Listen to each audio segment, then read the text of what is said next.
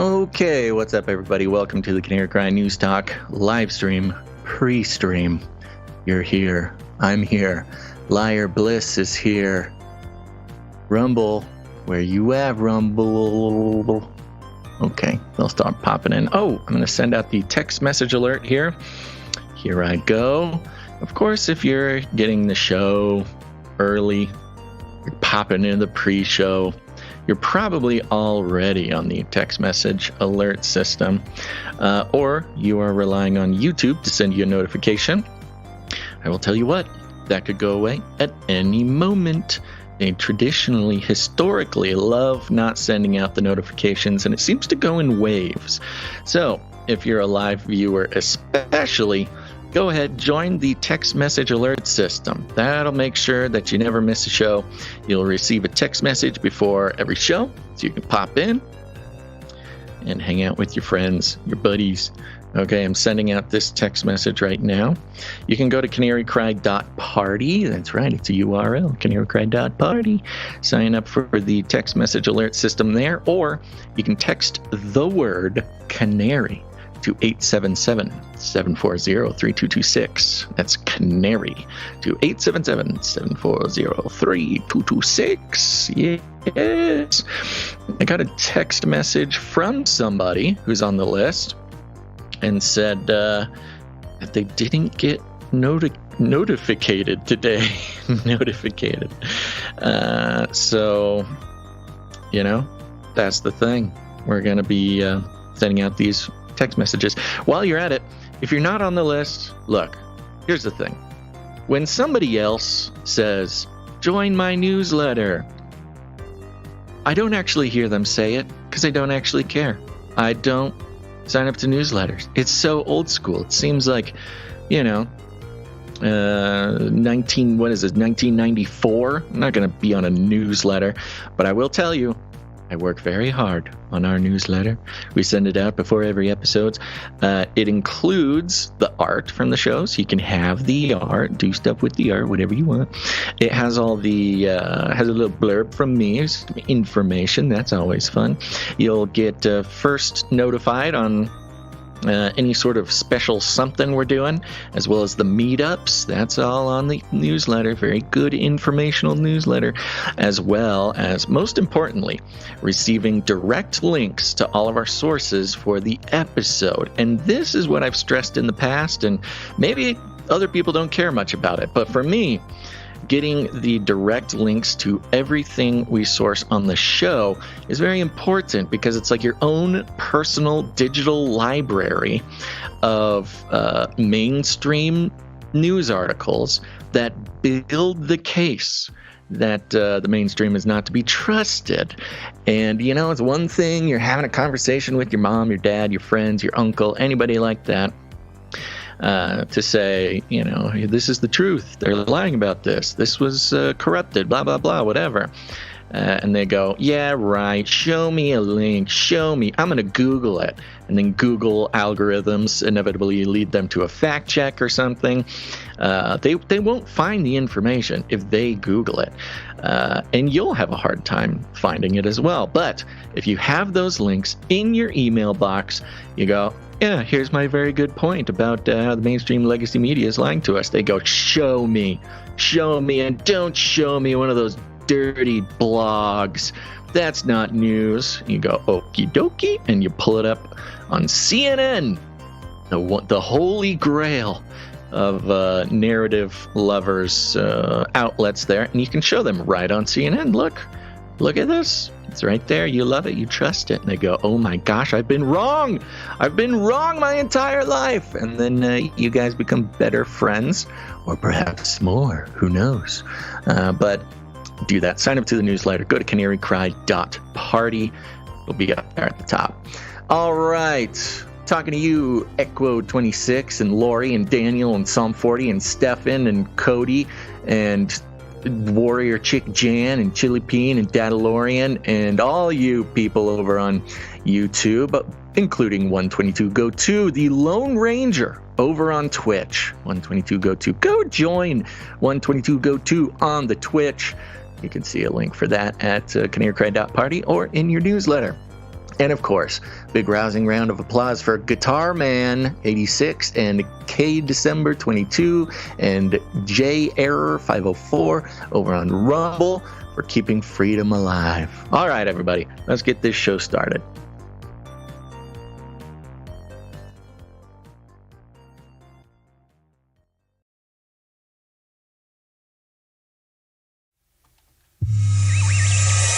The world is getting crazier.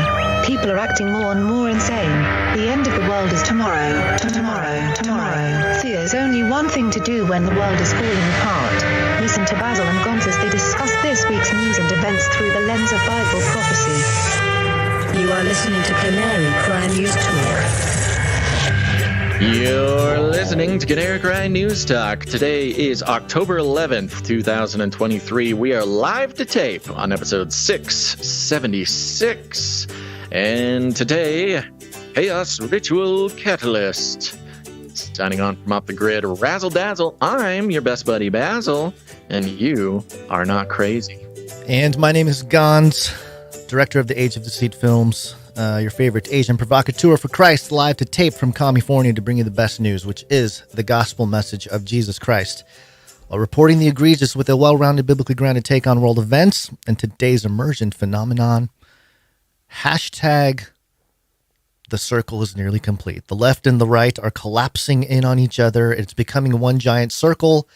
Elon Musk shared his new X logo with a circle around it, which is more exact to what Freeman Fly and some people have talked about, how the Satanists want the mark of the beast to be a circle and an X. So good stuff. But that's a long hashtag. Yeah. I want to take a moment. I just was reading this, Basil, as we were going live here. Okay. I'm seeing this now, so I'm just going to talk about it for a second here. Okay.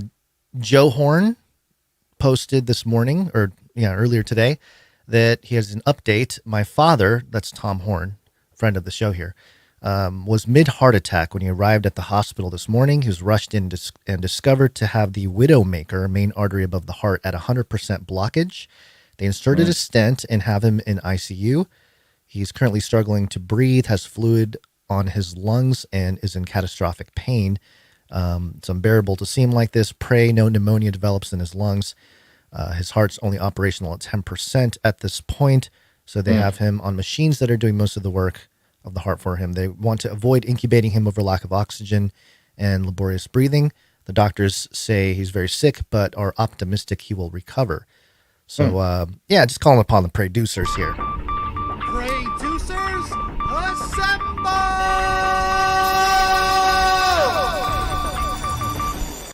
Lift up the Horn My family. goodness. Yeah. And Tom. So, man, it's been a tough few years with just people that have been important to our journey, Basil, you and I, and many others out there. Lift up Tom in prayer there, for the pain to go away, for the recovery to happen so he can write another book. We need a couple more out of Tom, Yeah. Indeed. That's one of the weird things. Now, things have caught up a little bit recently, but back when we started, we were kind of the youngest, weirdest kids on the block doing what we're doing. And, there's lots of sort of fathers of the genre who were very kind to us, very helpful to us. And, that's part of the problem with growing up, Gonz, is everybody else is getting older too. Life. Yeah, we're all kind of stuck on this time train thing. Time is an illusion.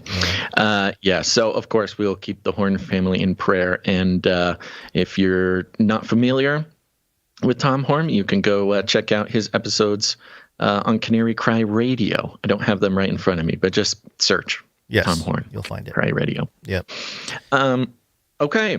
Well, shall we give a disclaimer and get the show rolling? Shall we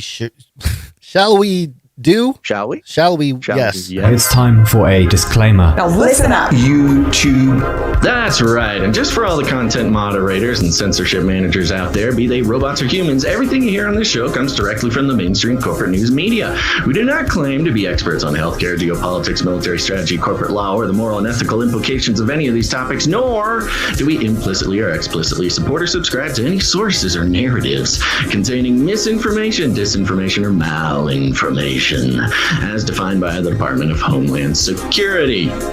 We're good boys. All right, YouTube, we're good boys. That's right. And let me give you a rundown. Oh, look, here's Basil.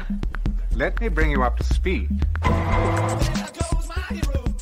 All right, folks, lots going on. But to prelude the episode here, we will be getting biblical, talking about the spectacular solar eclipse that will darken the sky on Saturday. What does this mean? What should we think about it?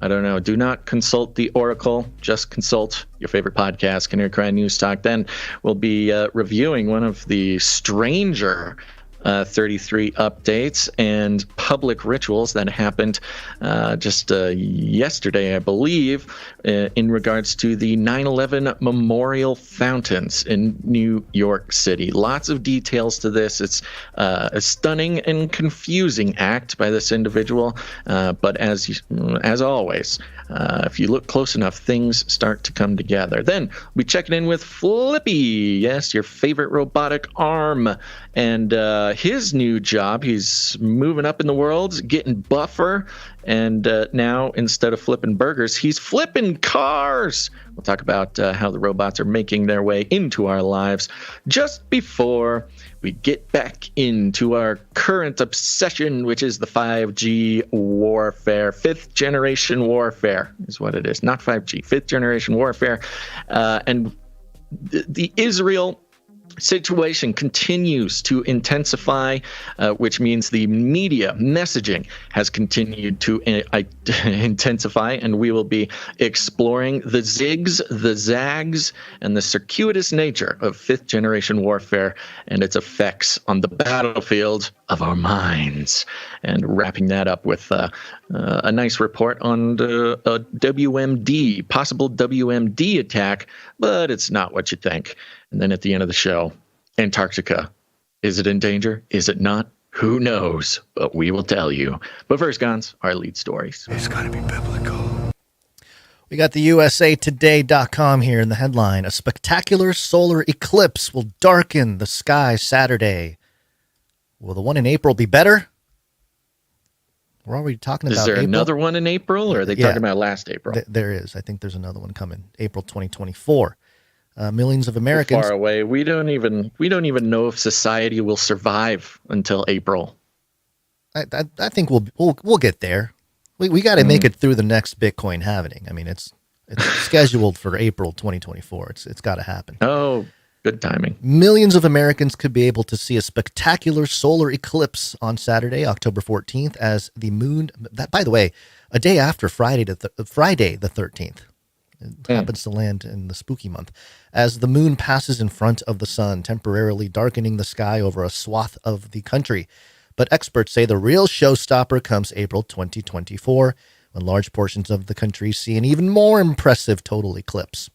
The October eclipse is known as the annular or ring of fire eclipse, where the moon slides in front of the sun but doesn't totally obscure it, creating a halo effect.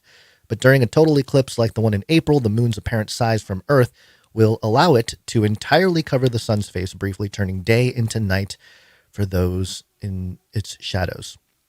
What an interesting way for them to talk about the eclipse. It's almost like biblical language about a, like, not all that uncommon occurrence. I mean, whatever, every couple years or something. I don't know. Sure. There's been a few during our lifetime, but no, now it will be turning day into night. Pray for salvation. Yeah, it's the universe clock. You know, it just ticks. It keeps ticking and tells us things. It's seasons. So it gets into some more details here. The one thing I wanted to mention, it does talk about the year. Well, there's a graph, first of all. If you're in, there's a strip from Eugene, Oregon, down to the Gulf of Mexico coast there on Texas.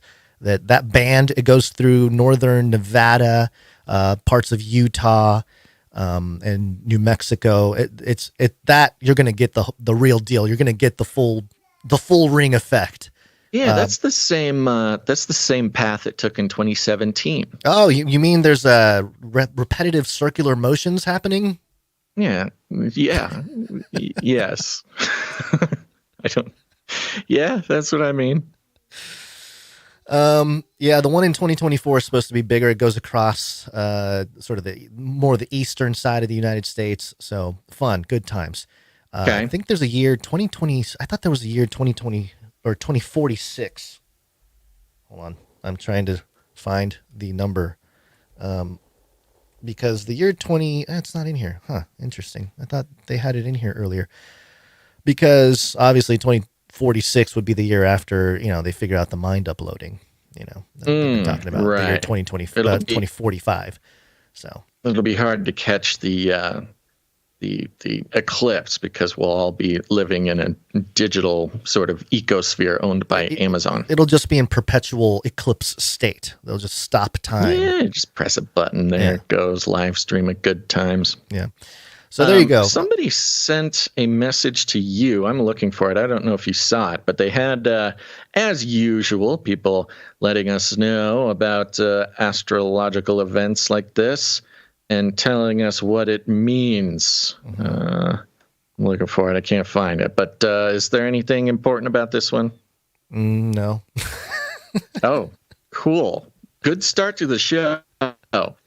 Oh, well, we can ask the occultist, the Elite Daily. Have you ever been to elitedaily.com? Looks pretty woke there. My homepage. Yeah. Your homepage.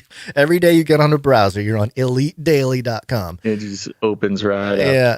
Elite Daily, the spiritual meaning of the 2023 Ring of Fire eclipse explained. So there you go. There's your explanation. This is what they say. Ever since Libra season began, the likelihood of people trading in their independence for balanced, reciprocal, and supportive relationships with others has been at an all-time high. People trading in their independence for a more balanced, reciprocal, and supportive relationships with the hive mind. So throwing in the towel on independence and joining the hive mind. Yeah, I love how the occultists just love the government. Boot-licking gov lovers over there. Gov lovers. Oh, man, lefty gov lovers. I like that. Yeah, That's a good thing. Made it up myself. Boot-licking gov lovers. Yeah, what a hilarious... I mean, the very basis of most, not all, but most modern occultism, such as Luciferianism or Hermeticism, things like this, they consider their sort of admirable deity, whether it's Lucifer or whoever, to be, admirable because of the rebellion, to rebel against God's system, to rebel against the oppression of God. Right. The oppressing power, the tyrannical power, the demiurge or whatever. And it's very much like anti-authoritarian, but I love how there's a solar eclipse coming. You know what this means, my fellow dark-robed brothers. Lift your hoods and raise your eyes to the sky as the gods tell us what comes next. And what is it? Yes. Subservience, paying your taxes and keeping the right thoughts. Don't be a conspiracy theorist, dear dark cabal. No, the government is here to save us, just like Lucifer. Okay, cool religion, guys. Speaking of Lucifer, it continues on here. There's just something about this time of year that heightens the desire for human connection. I think it's called fall. I think fall usually is the thing that they're talking about. Thanks to large part to the sun traveling through this Venus-ruled air sign. And of course, Venus, the literal, if you want to call it a planet, bright star in the sky, that the passage from Isaiah about Lucifer comes from, the astrological significance or astronomical significance to it. So there you go. There's your connection to Lucifer. Rather than opting for solo ventures, you've probably been feeling compelled to reach out for social interactions that feel mutually beneficial. Not me. Well, you're the constant contrarian over there. So there you go. I mean, there's some meaning there.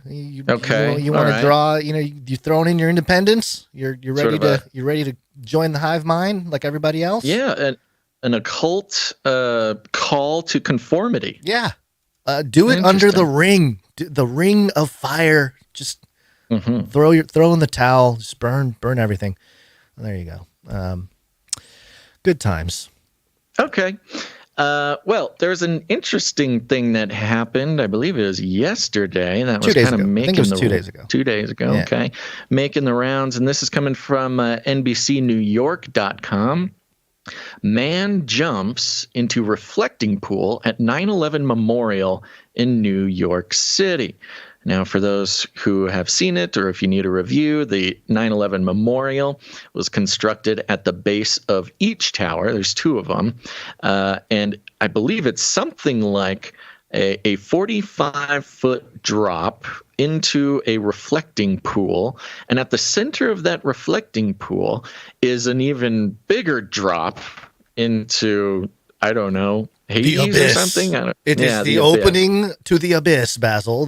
We know that's what the towers did. It just created the holes for the demons. Some crazy conspiracy theorists have pointed out the significance, or the interesting coincidence, of course, that the towers, when they were standing, looked like an 11, and an 11 in gambling terms, in craps. I believe it's called. That's big win, baby. You're always looking for 11. But then once the towers fell, if you look at these fountains from up above, they look like a dice that is landed on one. So you got 2 ones there. It's snake eyes. You lose.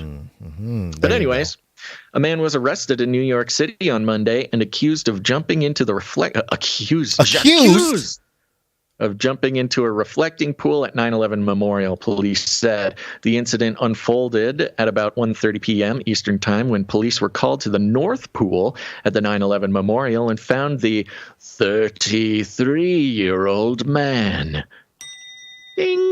had jumped in, police said. The number of completion of the Great War. 33 years backwards, 33 years forward. 33.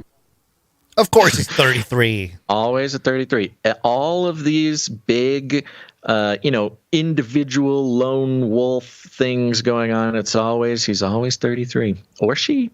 An emergency medical services team helped the man who injured his left leg and back in the incident into an ambulance.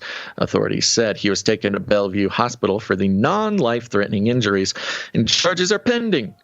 Yep, charge him. Officials said. Criminal. Now, one thing that's not mentioned. Yeah. I don't know if we want to play the video. I already played it. Sorry. Oh, did you? Yeah. It's kind of disturbing. I mean, it's just weird. He kind of slips over. There's some blood left behind, suggesting that he had, that he was already injured. I mean, that'll happen when you fall 45 feet into a shallow pool.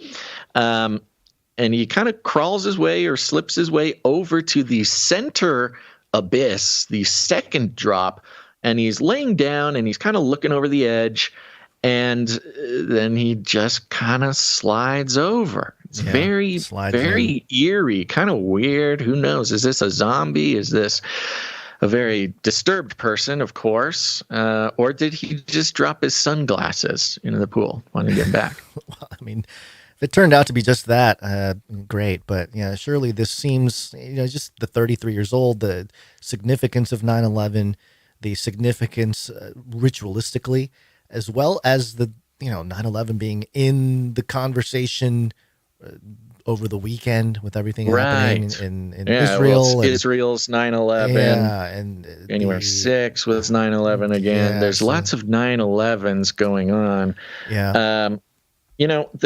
A lot of people, I saw it shared around the internet, if you've heard of it, that this fall was 30 feet. The initial fall was 30 feet. Okay, so I've heard 20 feet. I read 20 feet. I read 30 feet. You said 45. So I didn't comment on how deep this thing is. Yeah. So it's probably different depending on where you're measuring it from, too, because there's levels.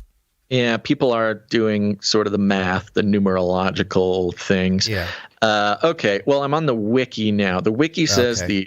the first drop is 30 feet, and then the second drop is 20 feet for a total of 50 feet. So, yeah, it's not fun. It's not. It's Is not there cool. another one that's 10 feet below that, and then what's the pattern? All this Fibonacci all the way down. Yeah.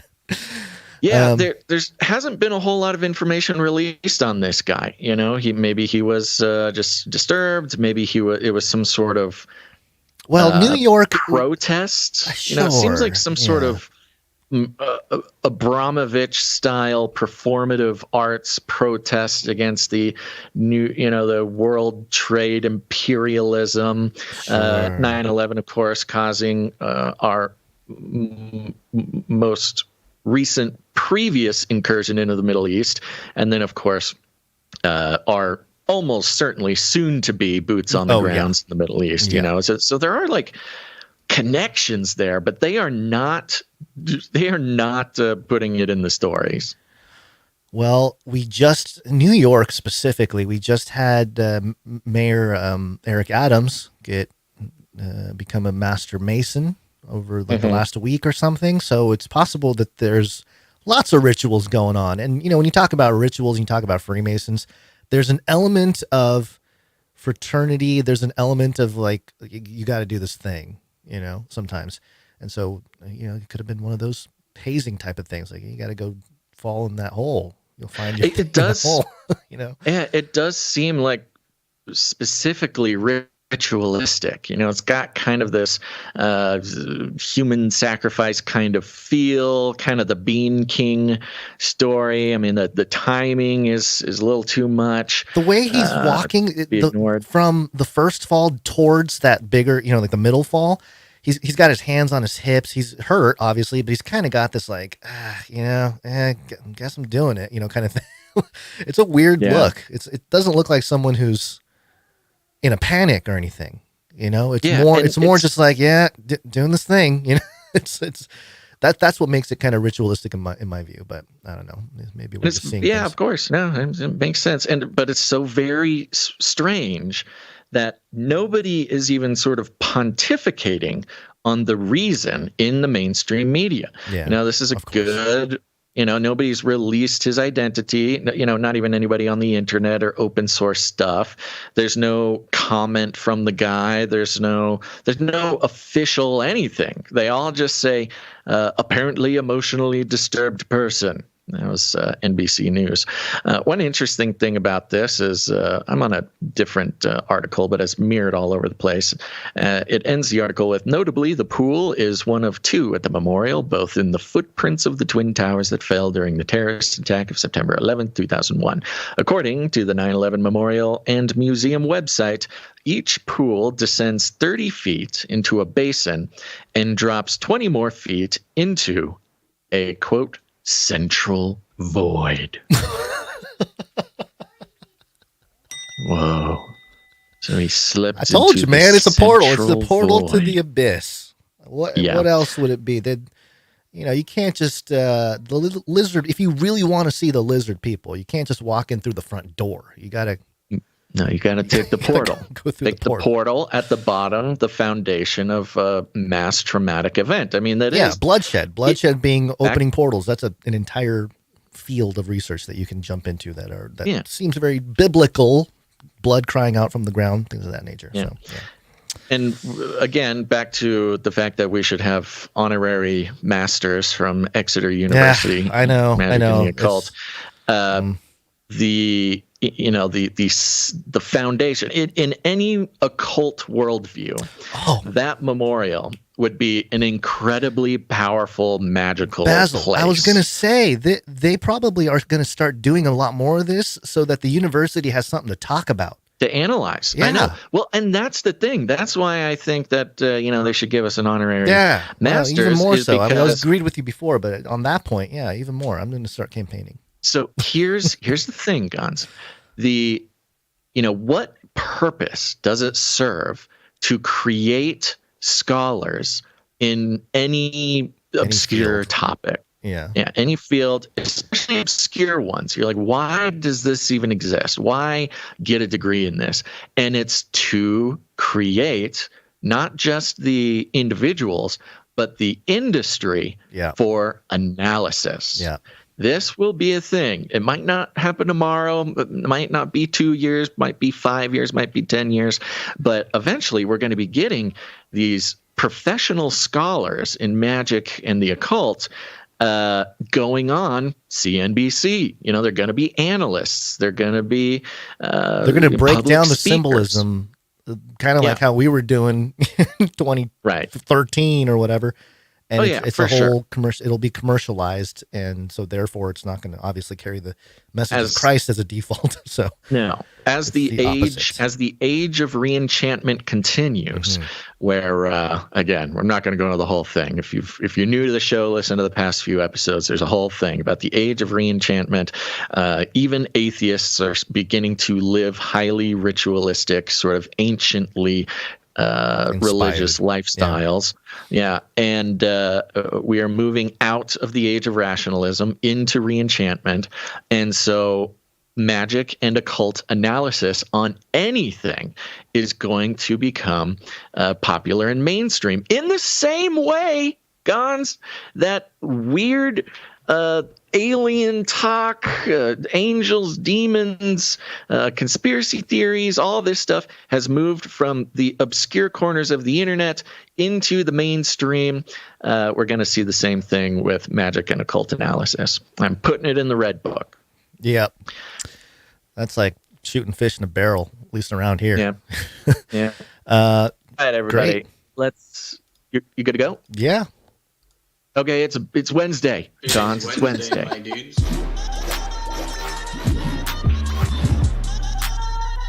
Wednesday. Hey guys, know what day it is? It's Wednesday. It's time for the Canary Cry News Talk. Yeehaw! Wednesday, my dudes. It is Wednesday, my dudes. It's Wednesday. Don't be mistaken, folks. Here we go. We're making it happen.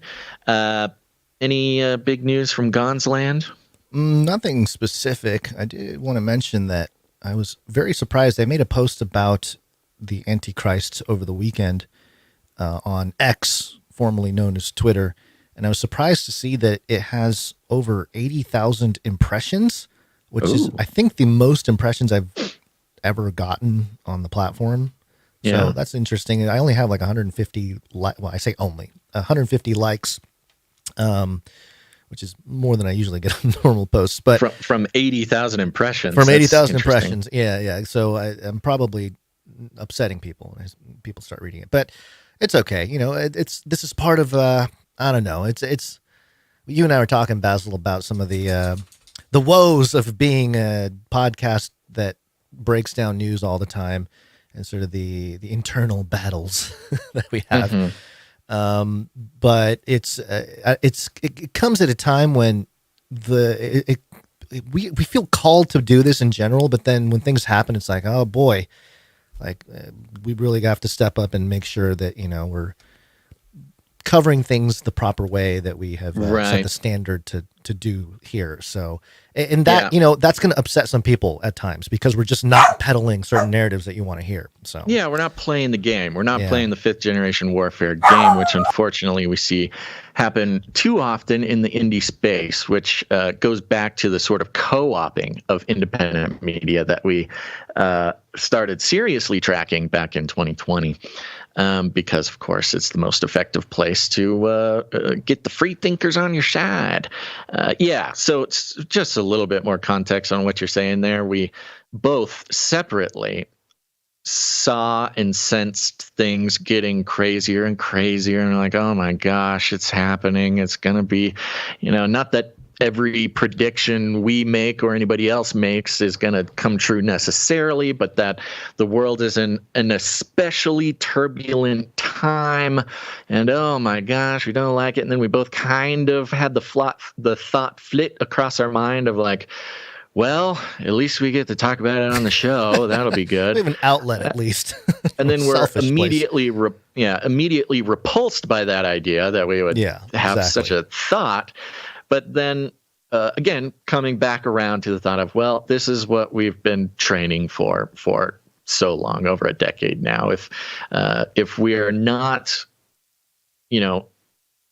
effective and accomplishing our purpose that the Lord has for us during the hard times, then what were the other times for? So we're glad to be able to continue doing what we do, and we do think it is important. And we're glad that our producers do as well. One of the reviewers on Apple Podcasts recently mentioned, I'm trying to look for it, but they mentioned how they're going to be listening to us until the day of the Lord, which it's kind of, it's kind of a joke type thing, but also it's kind of like, well, maybe that is what it is, We're just going to keep rolling. Yeah, might be sooner rather than later. Yeah. So there you go. I got no new news except for I got my my new headphones in. Oh, if good. Anybody remembers? Yeah. Yes, a loose rabbit in my house ate the cord to my very special headphones that I've had since 2016 at the start of Canary Cry News Talk. And there was a little bit of, I don't know, emotional connection with the headphones. I tried to fix them, but they were more complicated than I am capable of doing. So I ordered some new ones, was happy to see that they have been reduced by 75% in price since I first Not obtained hit by them. inflation. That's pretty pretty opposite incredible. inflation. What did they on do? the Did they headphone. change the parts? Maybe they went with cheaper parts. No idea. But anyways, I don't know if anybody noticed, but recently I've been wearing my kind of junky Sony headphones from high school that I used to plug into my Walkman, my Discman. And apologies for interrupting you, but I think Yeah, people sure. aren't paying attention as much to your earphones. Cody, chill, bro. Well, the only reason I say that is because these ones are absolutely humongous. I forgot how big they were, and I feel them. You should just put a crushing couple my more skull. googly eyes on them. Expand your view. You go from put- dual eye to quad eye. Yeah, eyes all over like a biblical angel. Yeah, exactly. I don't know if just a quick reference. Those were the headphones that I would silently walk the halls of high school with my headphones on and my Discman playing, and I would mostly listen to Blind Side. Did you ever listen to Blind Side? I do remember Blind Side. Isn't Yes. that Christian kind of like trying to be rock? Blind Side is a Swedish rock band from the southern suburbs of Stockholm. They formed in Stockholm in what was the 1994. song? What was the song that they had that was big? There was About a Burning Fire. They had a lot of great songs. Yeah, I I'm mean, trying to I haven't remember. listened to them in forever, but there you go. That's what your best buddy Basil was listening to as he was a loner in high school. I remember that they have a singer. They have one Sleepwalking. guitarist or something. Mhm. Oh man, I do remember them. Wow, you're bringing me back too. Yeah, Christian metal. Oh, yeah. No, I'm looking at him right now. Sleepwalking was a great song. Hooray, it's L.A. Whoa. Good song. Let's see here. Shekinah. That was an interesting I one. remember Pitiful. Pitiful. That's the big one. Pitiful. Pitiful. Yeah. Okay. Love the Swedish rock bands. They toured Anyways, with Hoobastank. All right. Cool. Some real early. I saw them at rock. yeah. Oh, I went to Warp Tour once, and I Oh. saw them at Warp Tour. I think Wait, which Vow one? of Silence, Hoobastank something or Blindside? Blindside. Oh, okay. Anyways, so there you go. I got my new headphones. They're humongous. Thank you. So wait, the ones that producer. got destroyed were the same pair that you had in high school? No. Okay, all right. The ones I was wearing in high school was what I had to use when my headphones got eaten by a bunny. So Okay. I see. yeah, there's just some lore, some Canary Cry lore. You can put it on the Canary Cry wiki, put it on a trivia test or something. Okay, but with that, Guns, it's time to thank some executive producers. Executive producers. Yeah, folks, we're on the value for value model, which means we take no money from corporations, commies, or cartels. I know other shows take donations, but here's the thing. We only run off of the support given to us by producers. It's very common for literally anyone now, including the New York Times and Washington Post, to say, hey, if you like what we do, donate. But then they continue to create a product out of you by gaining your attention and your trust and then selling your attention and your trust to corporations for their own personal gain. That's called advertising, folks. And it has its own many occult roots that we won't go through here again. But that's just the thing. We are strictly value for value, so the only reason we exist is because producers like you are producing the show. You can produce the show with your time, your talent, or your treasure. You can go to canarycry.support to learn more.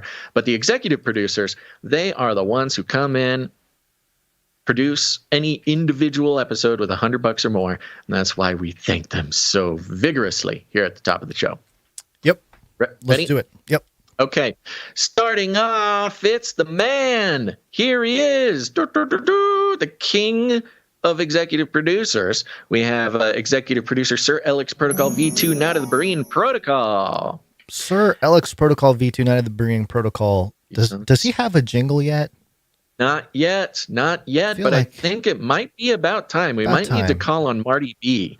Yeah. Marty B, or I only say Marty B because he's the one who has done that thing in the past, but we are inviting any jingle producers to make a real slick Sir Alex Protocol V2 Night of the Berean Protocol jingle. Good luck. That is quite the name to fit into a catchy jingle. Yeah. But I believe. And he comes in once again for $100.33. Thank you very much. Yep. He's on a total streak of 221 episodes in a row.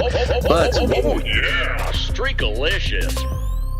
Most impressively, he's on a 17 episode executive producer streak.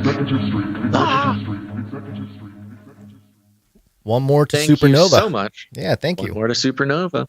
Thank you very much. Executive producer Sir Alex Protocol V2 Night of the Berean Protocol, the longest streaking executive producer. Where'd you find this?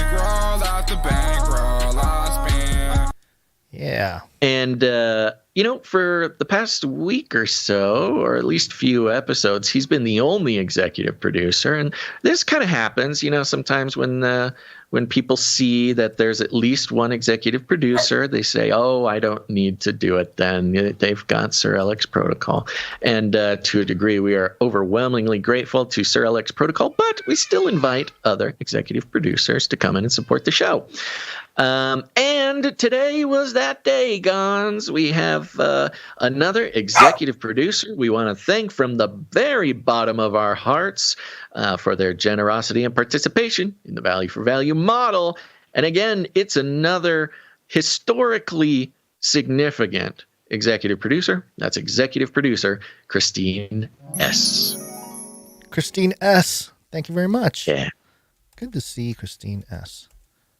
Did he play a jingle? Did he get a thing in there? What, with the Christine S jingle? I don't know, like a little bell or something. Yeah, the magical, weird, the stars.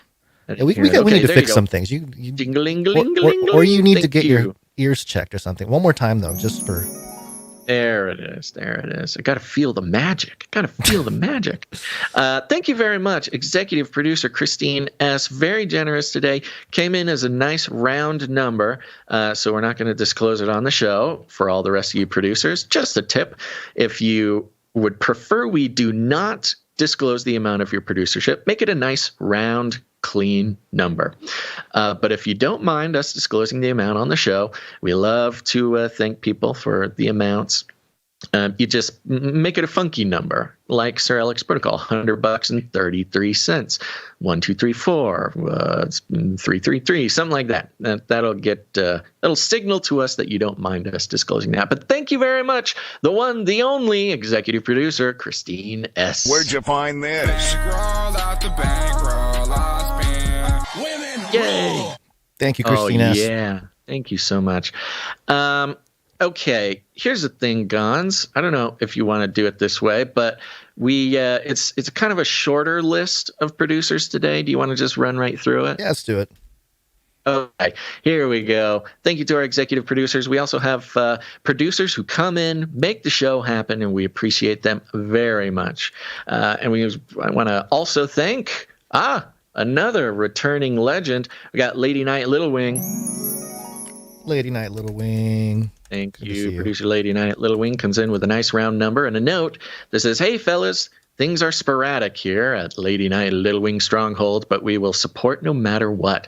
Thank you for all you do." Aww. Wow, that's very special. Yeah, thank you for all you do, Lady Night Little Wing. Of course, we understand that the world is doesn't feel as secure and stable as it has in the past. We also feel that. We are feeling that every day as well. And so that's another reason why we take so seriously, and we're so grateful to anybody who supports this show at any level with their time, their talent, or their treasure. So just know that we're incredibly heartwarmed. Even if you're coming in under the 777 mark or something, just know that the very act of supporting the show goes a long way to keeping up morale around here. Because we are feeling it just as much as everybody else. Yeah. So we recognize the sacrifice that producing in any way is, and we take it very seriously, and we're very grateful. Thank you, Lady Night Little Wing. Yep, thank you very much. We have producer Jan came in. Producer Jan. Trying to figure out if this is producer Warrior Chick Jan, I think it might be or Warrior a different Jan. Oh, maybe a different You think it Jan. might be? Yeah, I always get it wrong. I can't really tell. But thank you to producer Jan or Warrior Chick Jan if you're the same person. Jan came in for $44. Thank you very much. Thank you. A couple of fours.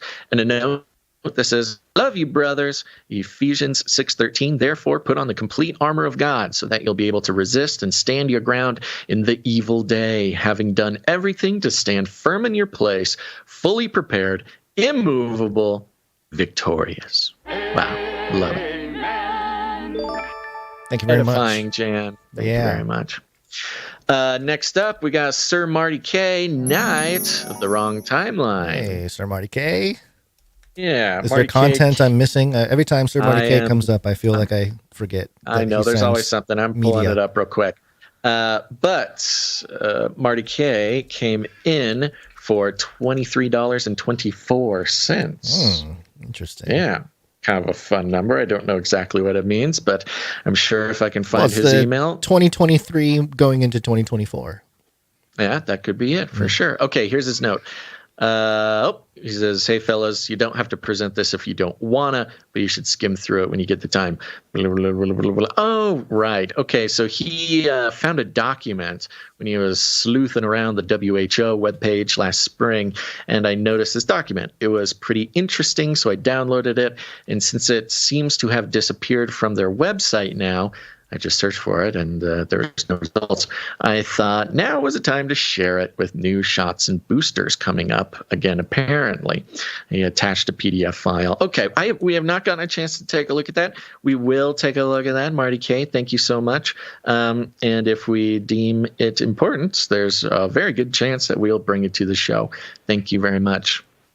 Sir Marty K, Out of the Wrong Timeline. Yeah, thank you. Yeah. The Vaccine Communication or Crisis Communication Manual. Yeah. Good stuff. Okay, next up, we've got producer Michelle M. Michelle M, thank you. Yeah, Michelle M comes in for $33.33. Ooh, 33. Illuminatus. Thank you very much, Michelle M. I was going to try to do a quick search to see if this is a demooching or not, but PayPal is, oh my goodness. We need to have a talk about PayPal. Oh, folks. That's right. Do we want very to do it right now? I really hope that people are not gone and that they are listening because we have a very important thing to say about PayPal. I'm not seeing any other producership from Michelle M. But we also only de-douche when somebody tells us that it is a de-douching. Demooch.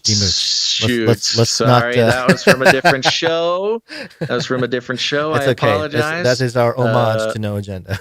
There you go. Homage to No Agenda. we changed the name because we don't want to say that on the show, and I did it anyways. Whoops. Okay, my mind was on PayPal. Thank you very much, Michelle M. Thank you. Let's finish out this list, and then we'll have the PayPal talk. Okay. Next up, we got Sir Ike. Sir Ike. And I don't have his full name down. Why don't you find his full name so we can properly thank him on the show? Okay. He comes in with a pocket full of 777, and a note here that says, "This is a special happy 5th birthday shout out for producer Poppy. She is the CFO, Chief Fun Officer, and Vice President of Adhesive Backing Disposal at the Supply Drop and T-Shirt Council." All right. Oh, so special. Okay, happy birthday to Poppy.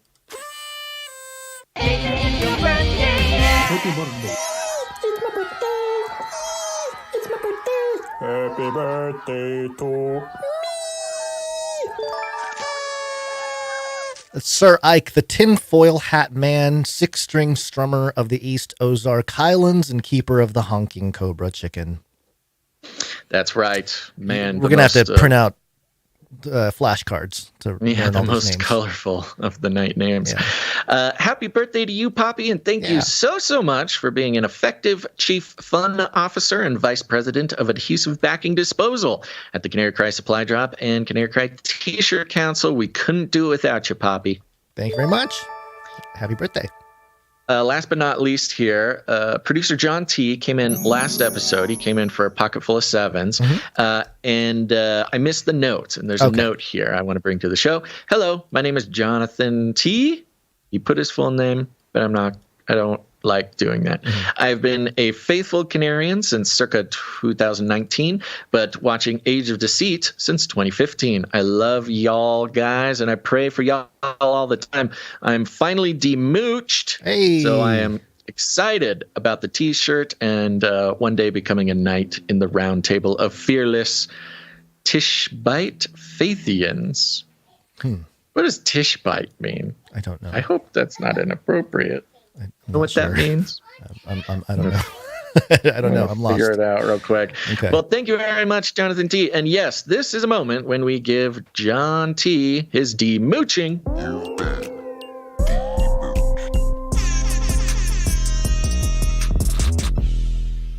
First Kings 17:1 are usually rendered as Elijah the Tishbite of the Tishbe in Gilead. There you go.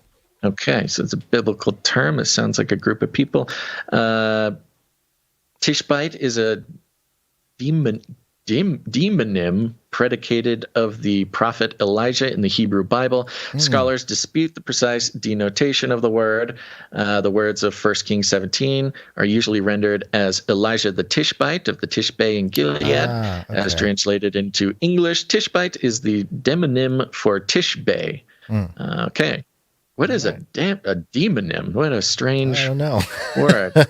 Oh, it just means people or tribe. Oh, interesting. I've never heard that. It sounds like demon people. Demonym. Yeah, demonyms. The demonic grammar. Yeah. Grammar. From ancient Greek, people, tribe, and or gentilic. Oh boy. It's a word to identify a group of people in relation to a particular place. Okay, that's what a demonym is. Okay, thank you for that, John T. I'm glad we could get the note on the show here. That concludes our list of financial producers who came in over $7.77, which entitles them to have a note read on the show. And there's a few people who came in under that amount, and we're going to thank them in just a second. I actually just recalled I missed a producer. We have producer Malik W. coming in with a pocket full of 7s. Thank you, Malik W. Appreciate it. There we go. Sorry, He's got on a streak, lot of right? Yes, he is on a streak. Number? I'm finding it. 26. 26. There we go. We'll hit that Sorry, for it's a a minute. little messy here, folks. A lot of these people came in during the show, so I'm kind of trying to get this done at the same time as doing the show. It's impressive. Right. I bet just watching you operate would be a whole separate stream that people would appreciate. Yeah, I think all of us here with the setup going on, you and I both. But yeah, if I streamed my view from inside the metaverse office. here, it's like a duck paddling in the water. Looks calm up top, but the legs are going crazy. Okay. Here's our people who came in under 777. Okay. Starting with Dr. Who Done Dat, 16 episodes in a row. Thank you, Dr. Who Done Dat. Sir Moore of Night of the Burning Chariots, 288 in a row. Whew, Sir Morph, thank you. Yeah. We got Veronica D, 316 in a row. Thank you, Veronica D. Sir Scott Knight of Truth, 341 in a row. Thank you, Sir Scott. Sir Casey the Shield Knight, 355 in a row. Sir Casey, the Shield Knight. Thank you, Sir Casey. There he is. Okay, and last but not least, we have Dame Gale, Canary Whisperer, and Lady of X's and O's. Yep, Dame Gale, thank you very much. Okay, and this brings up the conversation we need to have about the PayPal. We've been talking about this possibly happening for quite some time, but it happened in a way here which potentially could put things in danger. We did not know that this would trigger this, so this is not. It's not us. We're not doing not anything. Us. This is not and we're not. me We're or not Basil. Yeah. Nobody's in trouble. Nobody's in trouble. But generally, folks, if you are sending in a producership on PayPal, sometimes it lets you leave a little note. When you leave a little note, remember that these notes are scanned by PayPal. It's all being computer watched. Yes. Yes. And even if it's completely innocent and nothing, bad, the algorithms will still catch keywords.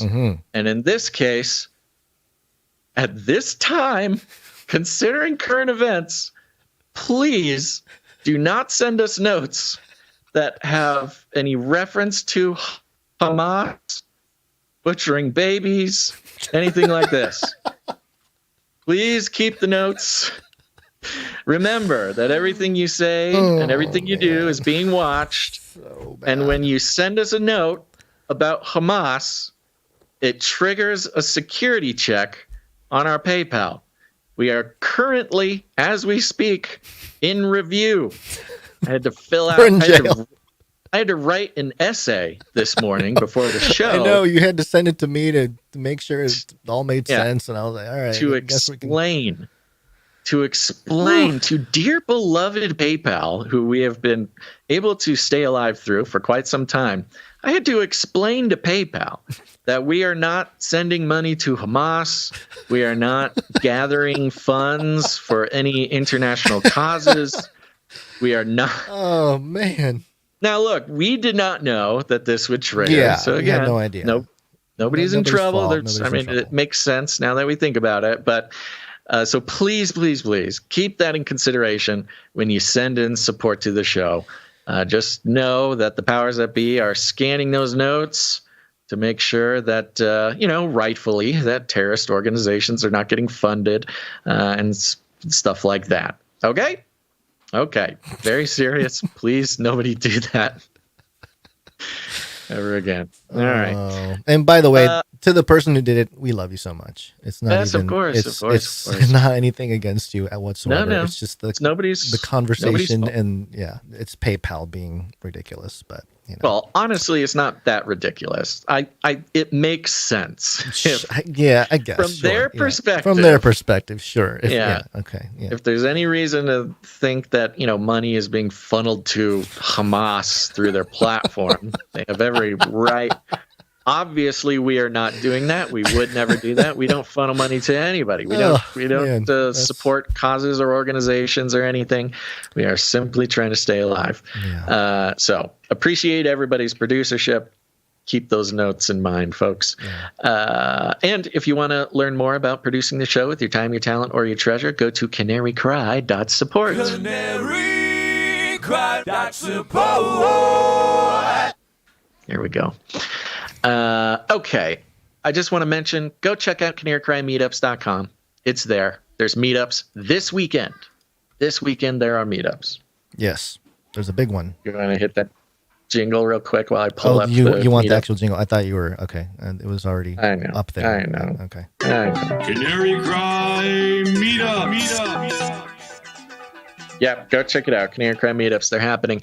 And if there's not one near you, you can put one on yourself. It's very easy. Pick a time, pick a place, and let us know. Let us know, and we'll tell the world. And if you are in sort of any mid-sized metropolitan American area, there are a bunch of Canarians near you.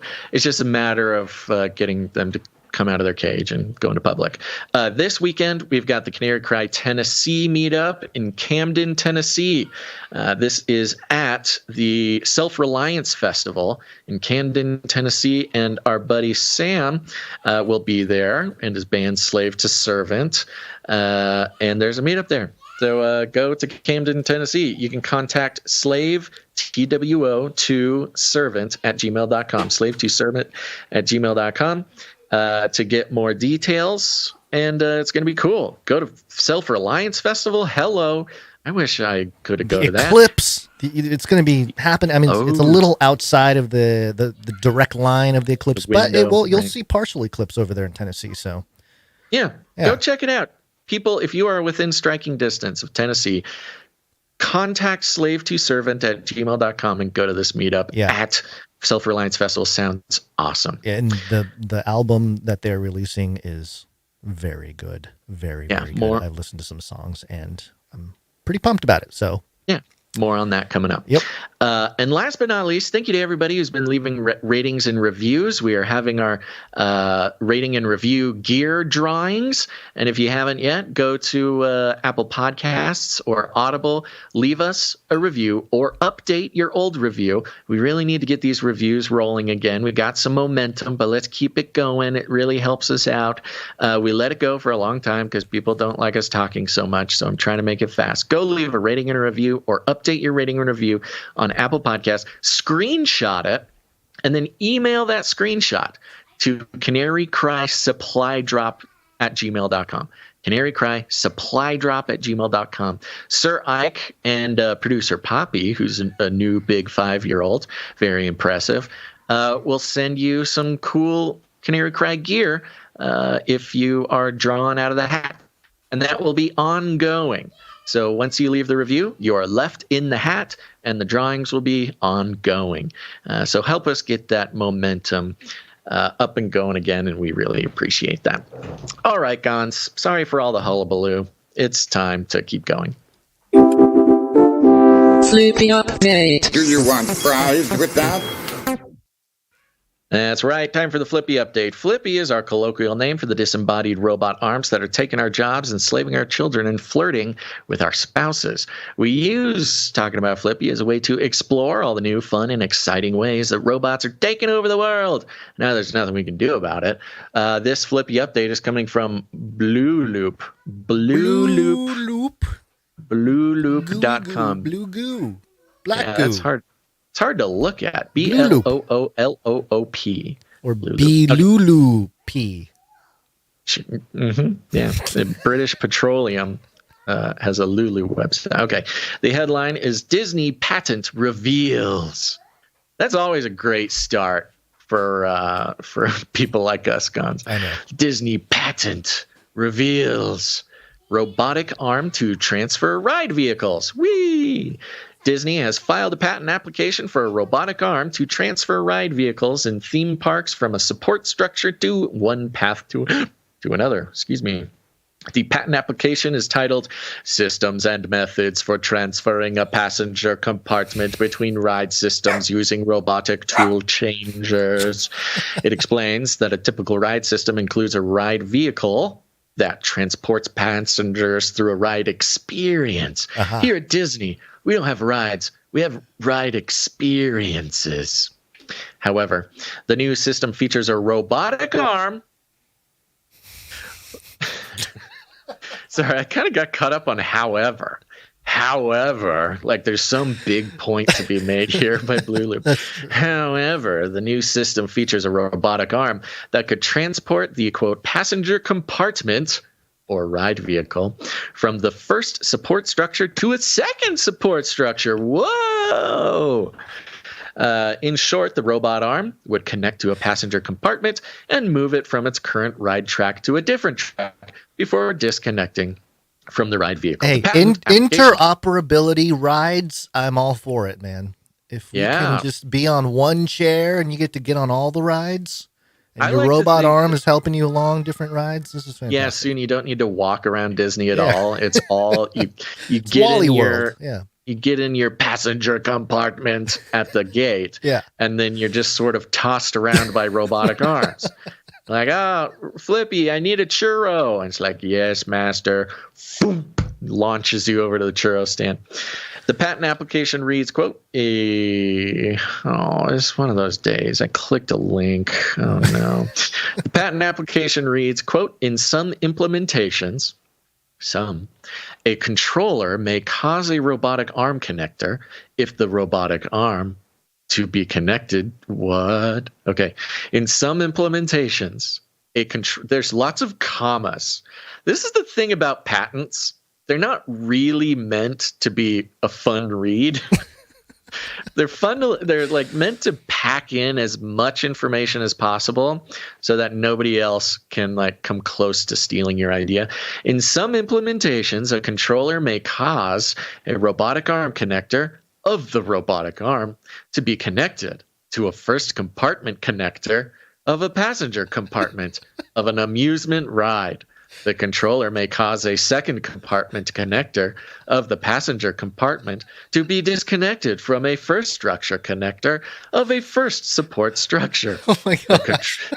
Hold on. Why are we reading this? What is going on? The controller may transport the passenger compartment from the first support structure to a second support structure after causing the second compartment connector to the disconnected from the first structure connector.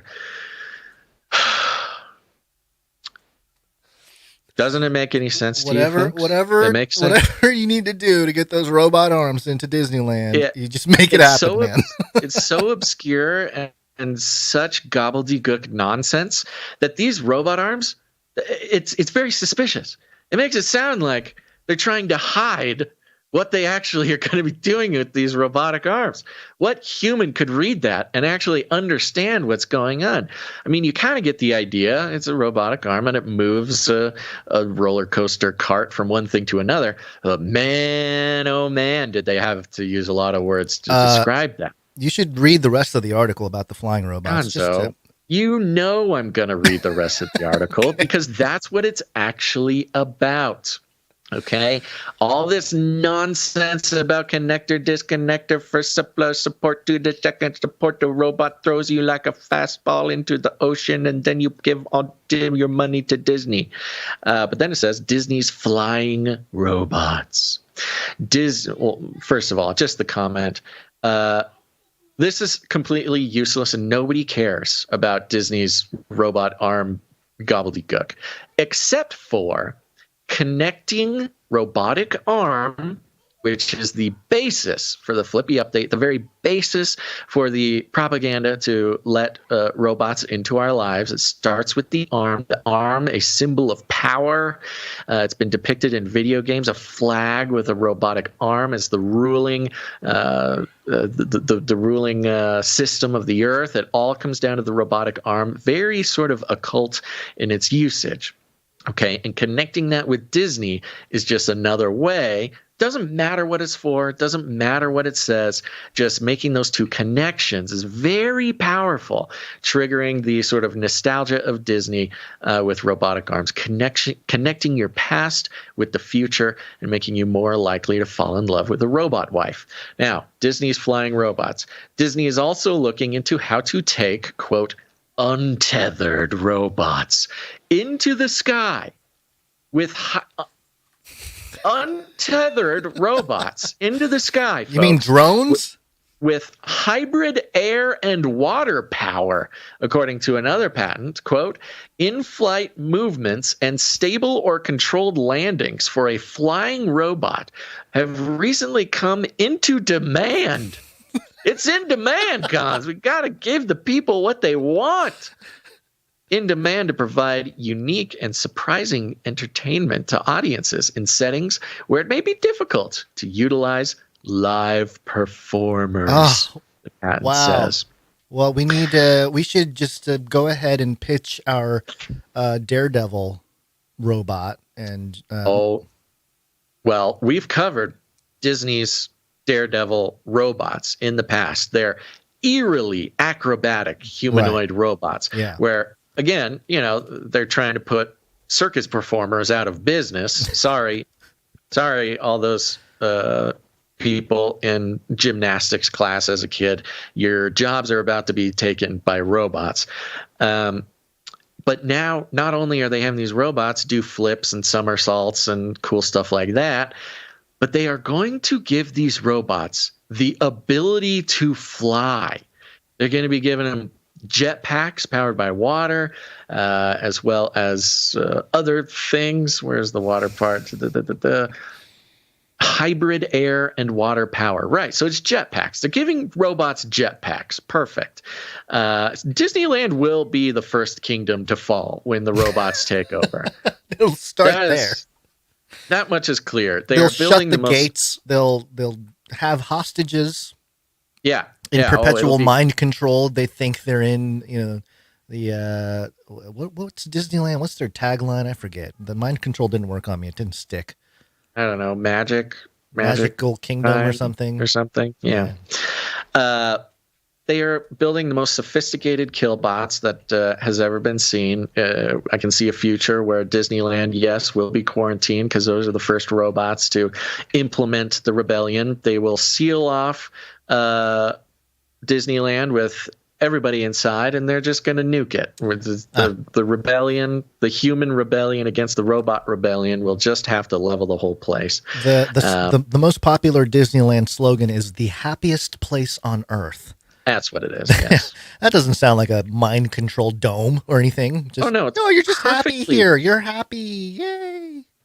Perfectly dystopian for the start of the robot apocalypse. Yeah. That's the thing.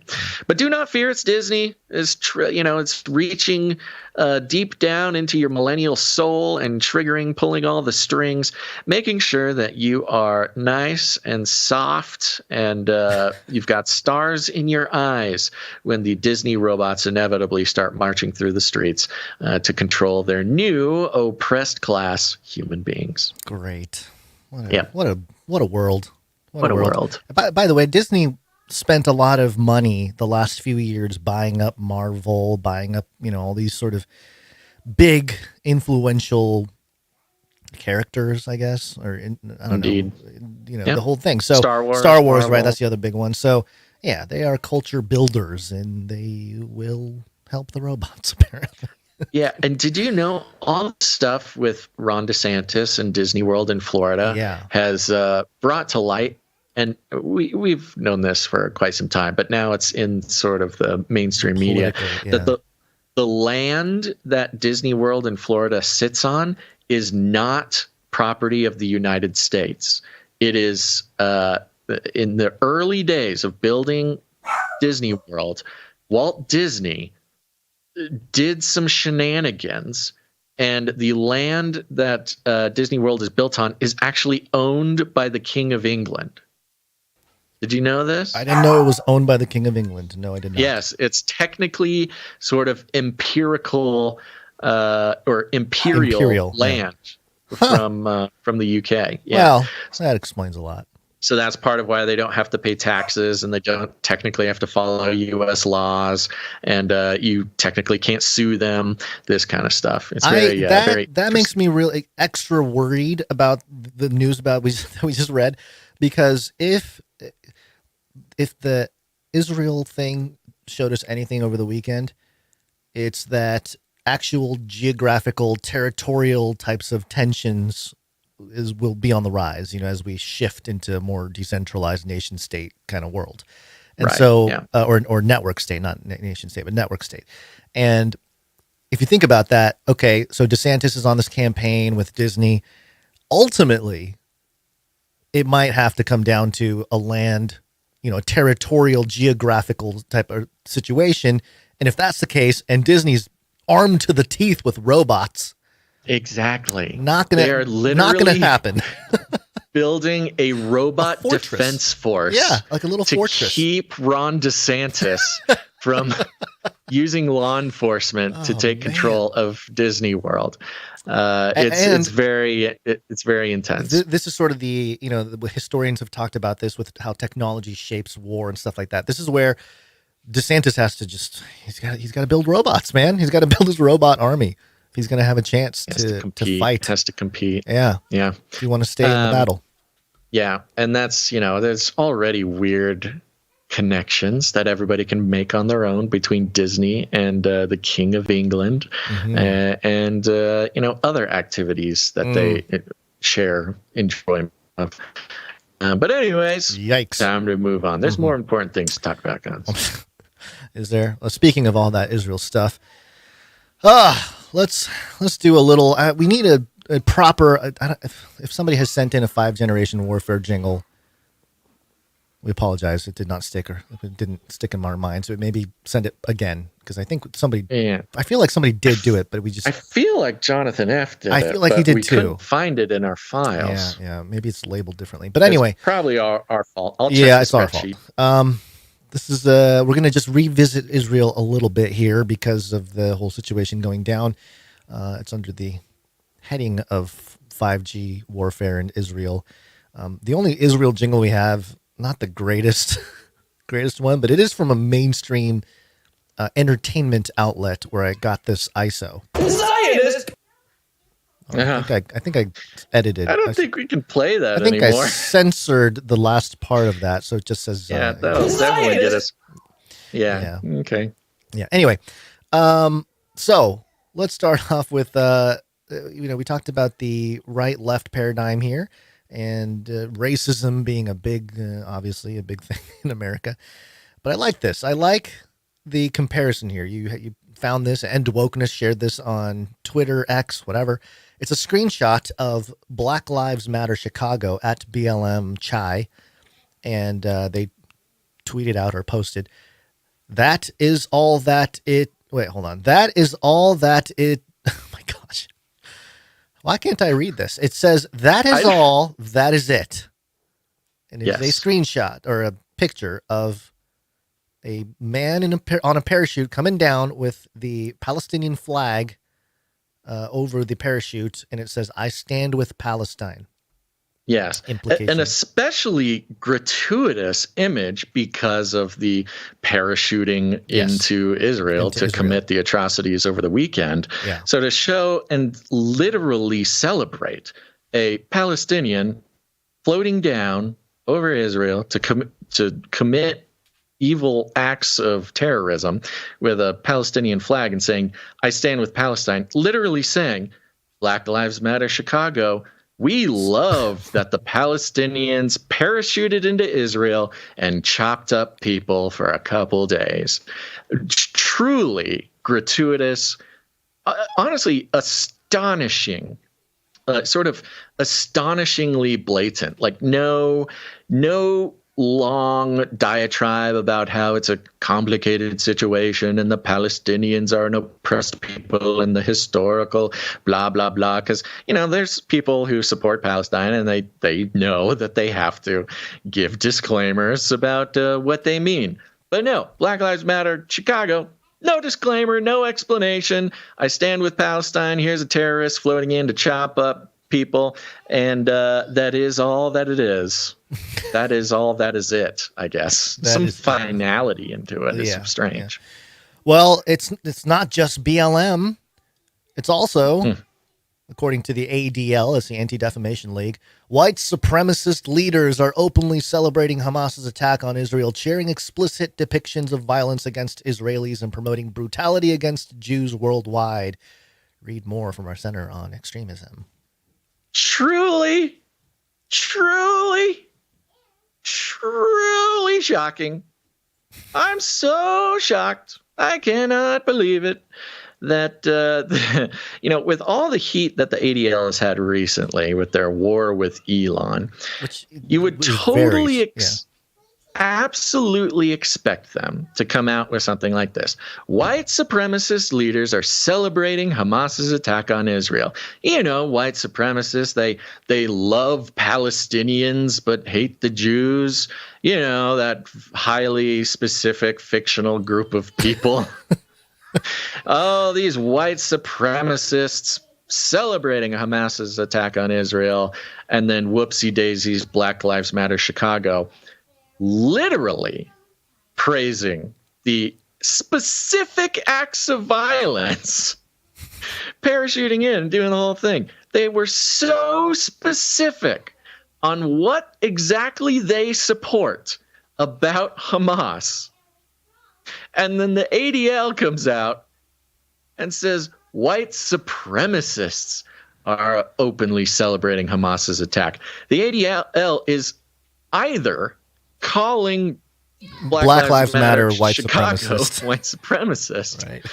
or, and here's the only other option, we are actively in some sort of fifth generation war where the real battle is being fought in the minds of the civilians. That might make a little bit more sense than ADL calling Black Lives Matter white supremacist, but I'm still torn on the issue. Well, it does appear to be, again, it's a great, I don't know. It's almost, I almost want to give a golf clap to the social engineers. You know, when you see stuff like this, it's like they know that a certain segment will go one way, a certain segment will go another way, but they also have to know that there's a certain segment that'll see it. You know, they're pretty obvious nowadays. So it's the, you know, it's very sort of in excruciating specificity is depicting the sort of Brave New World double speak, double think. Right, you right. know, the confusion that keeps people... Screaming child, I'll be right back. Hold on, sorry. Yeah, the confusion that is specifically engineered to keep people, A, confused, and B, in their confusion, having no choice but to trust the powers that be, whether it's the media or the government or the thought leaders or whatever. When you make it so purposefully confusing to the masses as a whole by saying one thing and then turning around and saying the opposite and saying they're both true, and when somebody asks questions and points out some hypocrisy or some contradiction, to call them racist or to say they don't know what they're talking about. I mean, we've seen it before. It's been going on for a long time, but it's always fun to see it right next to each other. And on another hand, you know, there's some people think of politics as a continuum, meaning a straight line. You're either on the left or the right, but more accurately, you can think of it as a circle, where when you get to certain extremes of the right and the left, they tend to actually have some things in common, you know, and straight down at the bottom of the circle, with the exception of their maybe name and hyper specific causes, hyper left and hyper right are actually calling for sort of the same changes or the same ideologies. And it's sort of ignored and sort of battled against by the media because it's not helpful for people on the left and the right to actually agree on something. That's not helpful for the establishment. It's not helpful for control. It's not an effective fifth generation warfare sort of tactic. Oh, well, I take that back. What they're finding out is that it is an effective fifth generation warfare tactic to keep things so confusing that it's just easier to just pick left or right and do the thing. It creates the chaos. So you had this article that you wanted to tag this with from The Guardian. Right. Okay. Sorry. Yeah, here we go. So we're going to be taking a look at the left. We're going to be taking a look at the right. We're going to be seeing how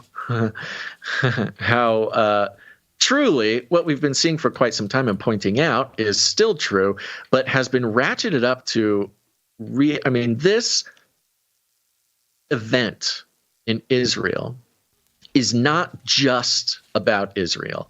It's not just about Gaza. This is not one topic that will decide one thing for one group of people.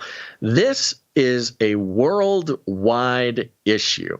What happens next in Israel will perhaps be the deciding factor or the starting gun for the next era of what's going on in the world. Well, and plus, there's so many things to talk about when it comes to that. Sorry, just to mention, there's gun control, and I don't know if we'll talk about it today, but we'll get into it. The free speech issue, the lockdown issue. There's so many things, and just the way journalism takes place. It all seems to be the way X might be part of carrying out the new way to do things and things like that. So anyway, continue. Yeah. So just to go over a couple things here, this is coming from The Guardian, theguardian.co.uk. And the headline is, "Why are some of the left celebrating the killing of Israeli Jews?" Good question. And this is sort of written from the first person perspective, but I'll just give you some highlights here. "I spent the evening," this is the author, who is named Naomi Klein. Oh, Naomi Klein is hot stuff right now. She just wrote a book called Doppelganger, which is basically a book of her complaining that people mix up her name, Naomi Klein, with Naomi Wolf. And the whole book is basically an assassination piece, or, a character assassination of Naomi Wolf, calling her white supremacist, crazy, blah, blah, blah. It's just a reason to take down someone she disagrees with, but also highly sort of narcissistic, making it all about her. So thank you, Naomi Klein. And you can see it in her reporting too. She does it in this first person thing and makes it about her. "I spent the evening in candlelight and tears with a dear friend who just learned that a close family member was among those massacred in Israel. I won't name the kibbutz to protect her privacy, but yes, it was unequivocally a massacre." Why would giving away the village not protect the privacy of the sad person? I don't know. That will be something for Naomi Klein to explain. "We tried to explain the killing of this family member, a civilian, with 2 our kids. We tried to do it in a way that would not fill their young hearts with fear and hatred for the people who committed the crime. That was hard enough, but possible. Harder for us adults is the fact that some of our supposed comrades on the left continue to minimize massacres of the Israeli citizens, and some even seem to celebrate them, as if doing so proves their bad anti-Zionism.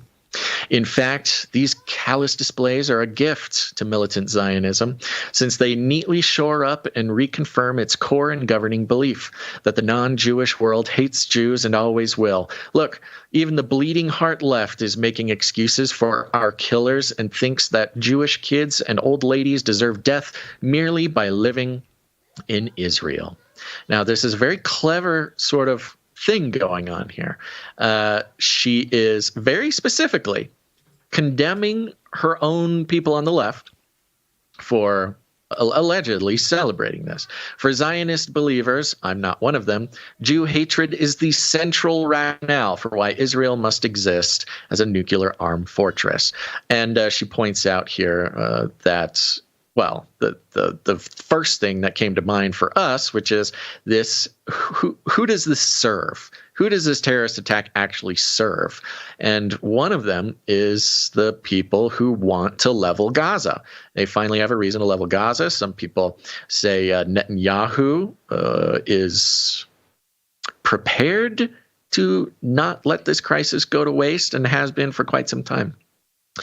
The Israeli state's current murderous leveling of Gaza is the latest unspeakably horrific manifestation of this ideology, and there will be more in the coming days. The responsibility for these crimes of collective punishment rests solely on their perpetrators and their financial and military backers abroad. But we all have to figure out how to make it stop. So how do we confront this violent ideology? And then it goes into, kind of the basics. We can recognize that when Israeli Jews are killed in their homes and celebrated by people who claim to be anti-racist and anti-fascist, that is experienced as anti-Semitism by a great many Jews. So you got some wonderful postmodernism here. Celebrating the killing of Jews could be experienced as anti-Semitism. It's a version of, I'm sorry you feel that way. Not sorry for what I did. I'm sorry you feel that way. Almost done here. What could lessen its power, drain it of some of that fuel? True solidarity.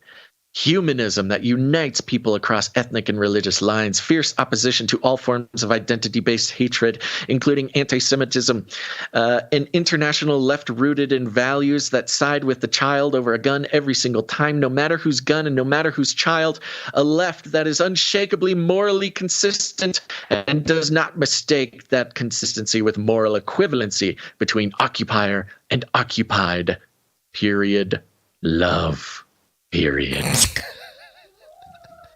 It sounds it sounds like she's drinking writing this, and it just it got more and more emotional. I love it. She says absolutely nothing. Yeah, she's saying a lot of people on the left are horrible anti-Semites, or at least they're being experienced as horrible anti-Semites. But here's the solution. The solution to the whole thing is humanist utopia. Why don't we just create humanist utopia? Love. Then everybody will get along. Just love, man. Yeah.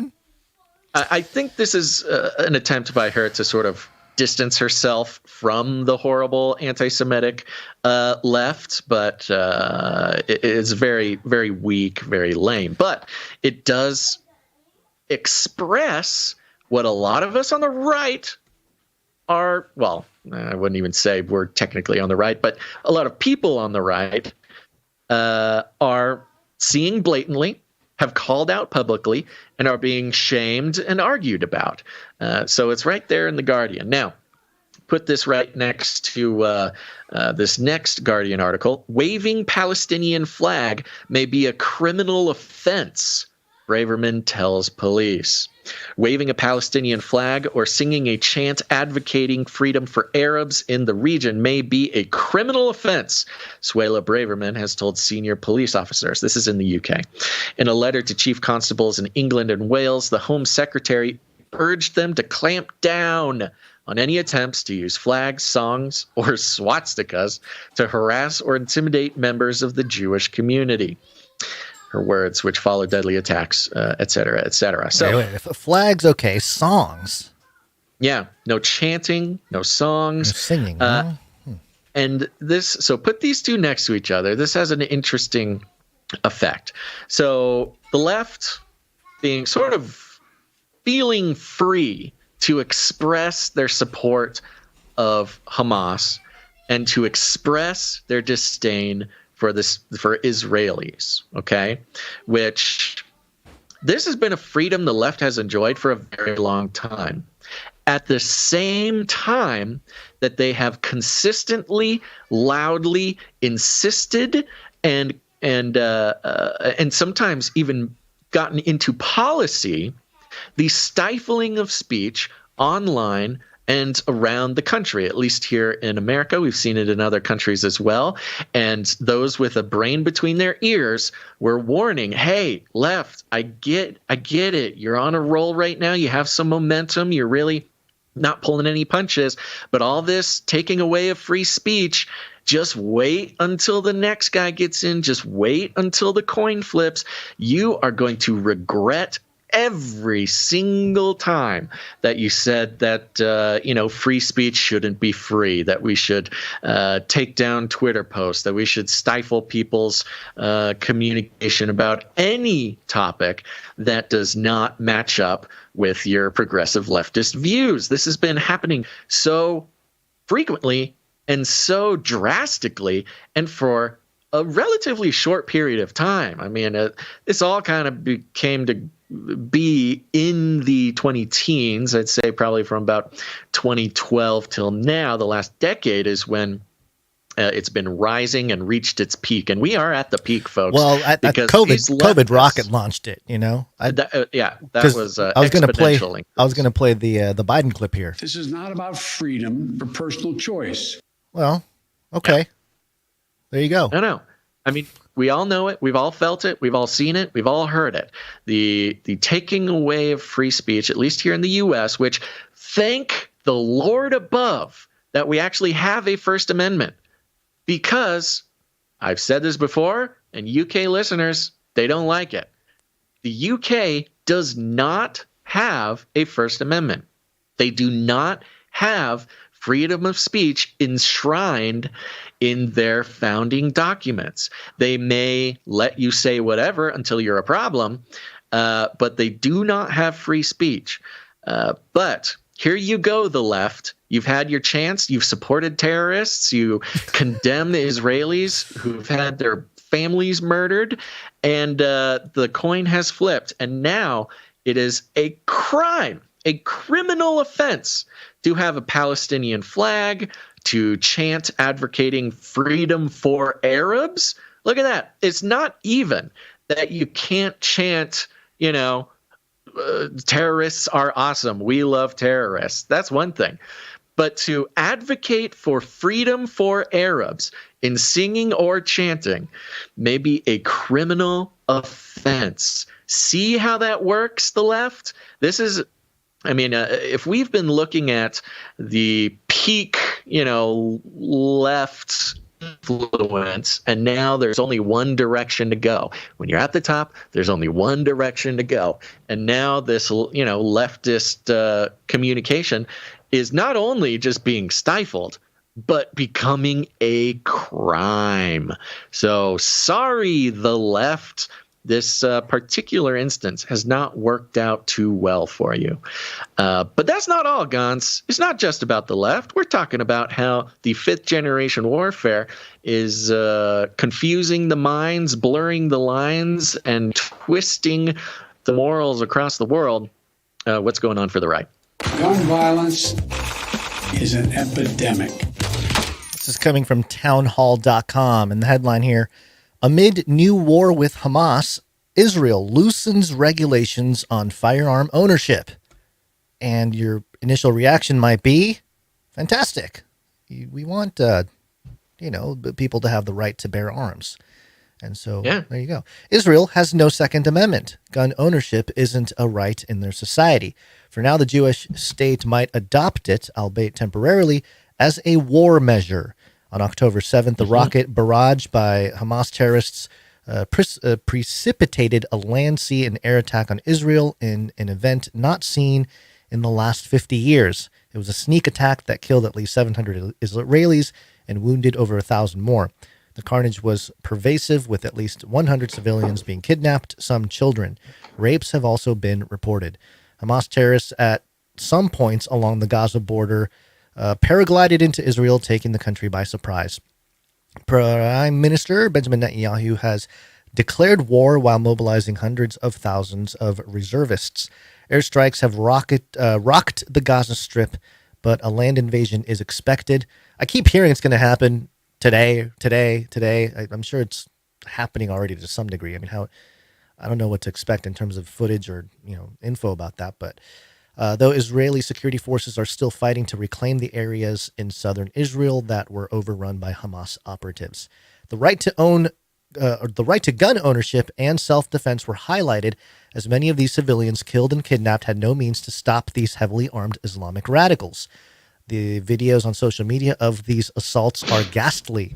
While the process of obtaining a concealed carry permit is heavily regulated in Israel, Itamar Ben-Gvir, Minister for National Security, loosened those restrictions. If you file the required paperwork and pass a background check, you get your gun. Essentially, if you're a law-abiding citizen, arm yourself. Woo! Yeah. So great. On one hand, it's like, let's awesome. go. Let's go. Here we are. Mm-hmm. Let's, Western values or American values. Some would even say that's why the U.S. even has a Second Amendment. Right. And Israel celebrating a sacred component of the American existence, which is the Second Amendment. Yeah, which is interesting. You've got the UK going in the opposite direction of American values. Right. You've got Israel going in the direction of American values, which I won't go into it now, but the UK, basically what it perpetrated in Ireland, with Northern Ireland rather, is basically the same model that the used to create Israel. It's a very interesting deep dive. I might do it if I have some time in the next episodes. But the connection between the UK and Israel is very that's like the whole fascinating. thing. It's like the whole thing. So right. Yeah, very interesting. But there's also a psyop element to this. Psyops. Because if you think about what that means for Americans in America, and I get it, this is the originator of the Second Amendment, so think of this as sort of an attack vector on the Second Amendment, the psyop element here. Mm-hmm. If Israel had to, or is only allowing what echoes the Second Amendment in the land of Israel in this crisis moment, this like wartime situation, could it not be framed that, okay, Americans, you want your Second Amendment, you'll get it, but we're going to be in perpetual war. You're going to be in perpetual threat, or be threatened perpetually, as sort of a militant type of threat. If you want to bear arms, we'll give you a reason to bear arms. Exactly. So that's the flip side of this, that could be a trap to where we're cheering it on, but at the same time, it's like, okay, well, now we're just in war all the time. Every time you step out the door or your neighborhood or something like that, better protect yourself, because you never know what's precedent. Yeah, setting a precedent it's of sort danger. of setting a cognitive precedent. Again, not just in policy, but in the minds just of people walking around. Citizens around the world. Your experience of America will change as this takes over. Yeah. And of course, people have been drawing lines and concocting crazy conspiracy theories, about how did Hamas even get in? The security on the border is it's the most advanced security in the world. It stops UFOs, man. If a cockroach crosses the border, a robotic gun shoots it out of nowhere. Like, the fact that so many Hamas was able to get into Israel is a big unanswered question right now. Mm-hmm. But people have drawn the line to the immigration crisis in the U.S. I mean, there was even official memos going out that there may be terrorist cells that are here now, came over the border recently, beast train, blah, blah, blah. I don't have them right in front of me, but is actually an official thing that went out. And so, what we see in Israel, and it's always been this way with Israel, even with technology, with lockdowns, with medical experiments, with everything. What happened to that? The critique about Israel, they had one of the highest compliance rates, right, to vaccines.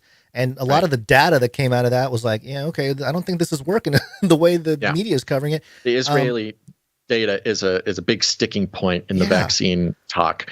But the point is, we've identified long ago that Israel seems to be a little bit of a petri dish. When they want to do something around the world or in a bigger country, they test it out in Israel.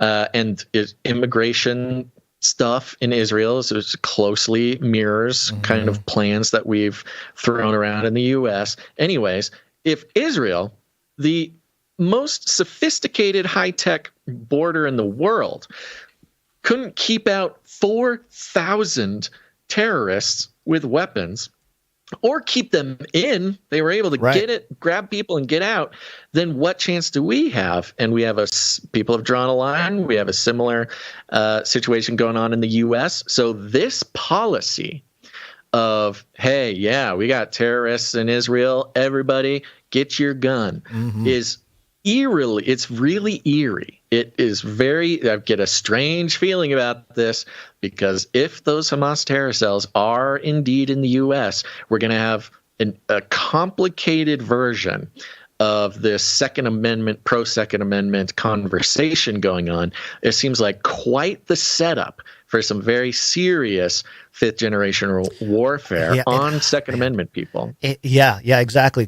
Because we'll have a period of time when you'll hear both types of stories about heroes and sort of villains in the process, right? Or accidents or something like that. But it's so useful for getting people riled up, and appealing to their sensibilities and what they have, again, what they hold sacred.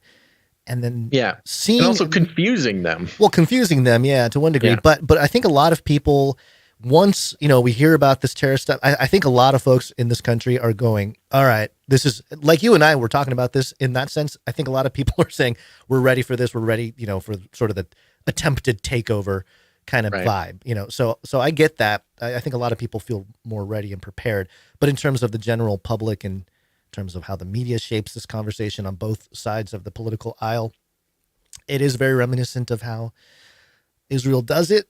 It's not a criticism on the people or anything like that. It's just looking at the systems, looking at the blueprints, looking at how they implement it, how they roll things out, and who they are as people are sort of kind of secondary in terms of all of this.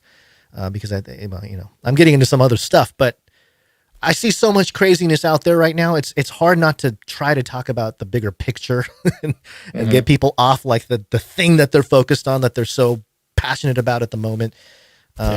It's just a wild time, but that's the fifth generation warfare is working. And my machine here, my little sound gate thing is not working. That's why it's sounding fuzzy. But I'm worried. I don't want to hit it. You sound fine to me, but I'm getting that Skype compression. So yeah. Okay. Can I cap this segment off for you? Let's cap it. Yeah. All right. One last thing, a little bit of PSYOP that I think explains a lot. You want the PSYOP jingle? Yeah. Okay. Yes, please. Gotta have the jingle. All right. This article seems unrelated, and you will see why it is related. This is coming from the intercept.com by Ken Klippenstein. I actually met someone at Burning Man that says they can get Ken Klippenstein on the show or on a CCR episode. Wow. Okay. So I'll follow that. I'll see what we can do. Here it is. The headline is, the U.S. government is preparing for a fentanyl WMD attack. No, that's not Wednesday, my dudes. That's weapon of mass destruction. Oh, back to that now. It's an old one. They pulled one out of the file cabinet there. Yeah, so fentanyl weapons of mass destruction attack. And I thought this will be interesting. And it turns out it is interesting, but not for the reason that I thought. So it starts out talking about fentanyl, the problem with fentanyl. They want to designate fentanyl as a weapon of mass destruction because they theorized that somebody, could aerosolize fentanyl and put it in a subway or, explode it in a town, and then anybody who breathes in the fentanyl or gets it on their skin will die. A weapon of mass destruction. Very interesting concept.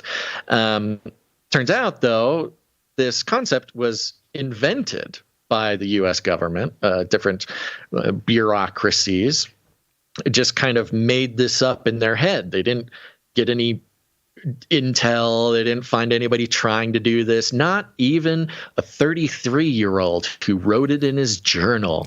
Nothing like that. No, it came from the bureaucratic state.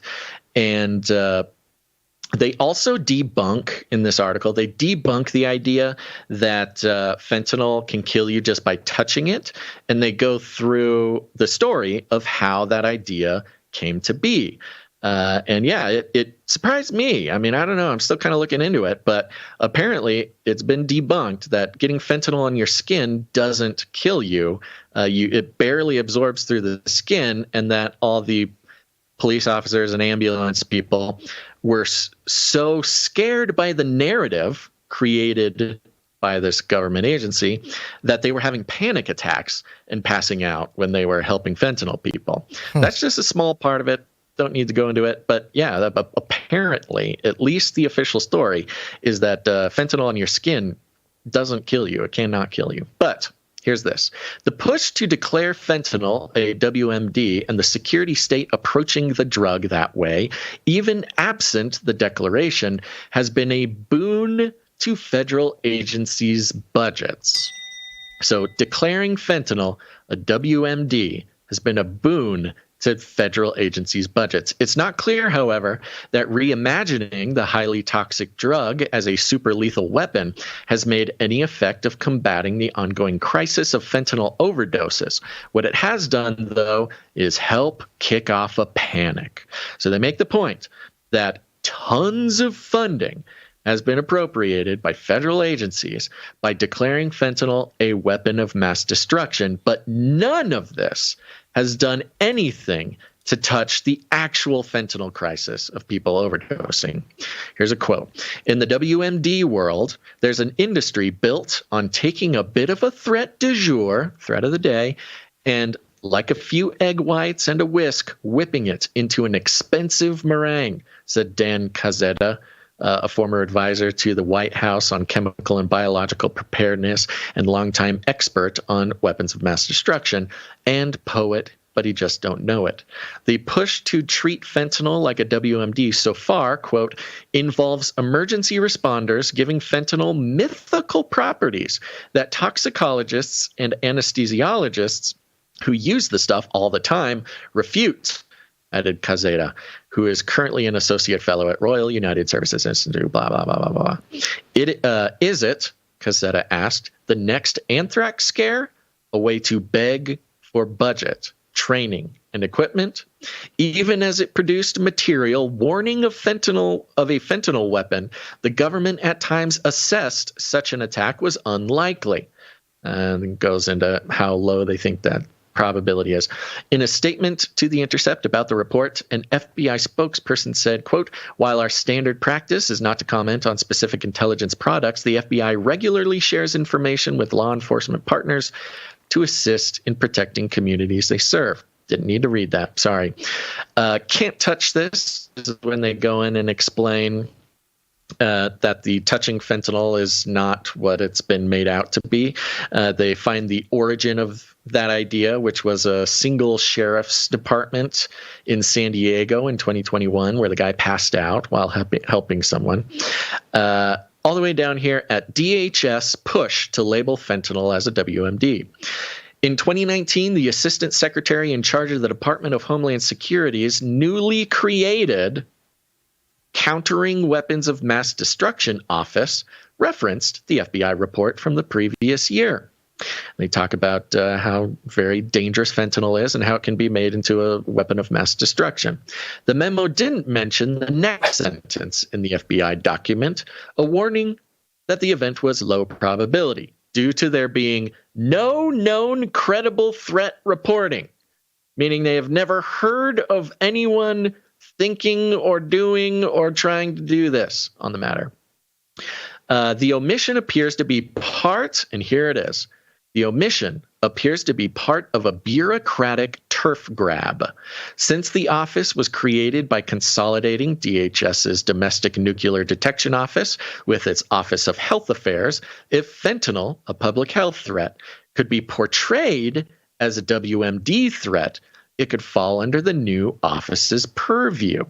The memo went on to suggest that creation of the new office under the Countering Weapons of Mass Destruction Act of 2018, quote, provides an opportunity to apply DHS CWMD assets and capabilities to the fentanyl problem through the lens of weapons of mass destruction. So they are giving away the game here. Yeah. What The Intercept is describing is federal agencies making up or exaggerating the threats of something in order to get bigger budgets. It's all about money. Sound familiar to anybody out there? Money at COVID time. People get sick, we make money.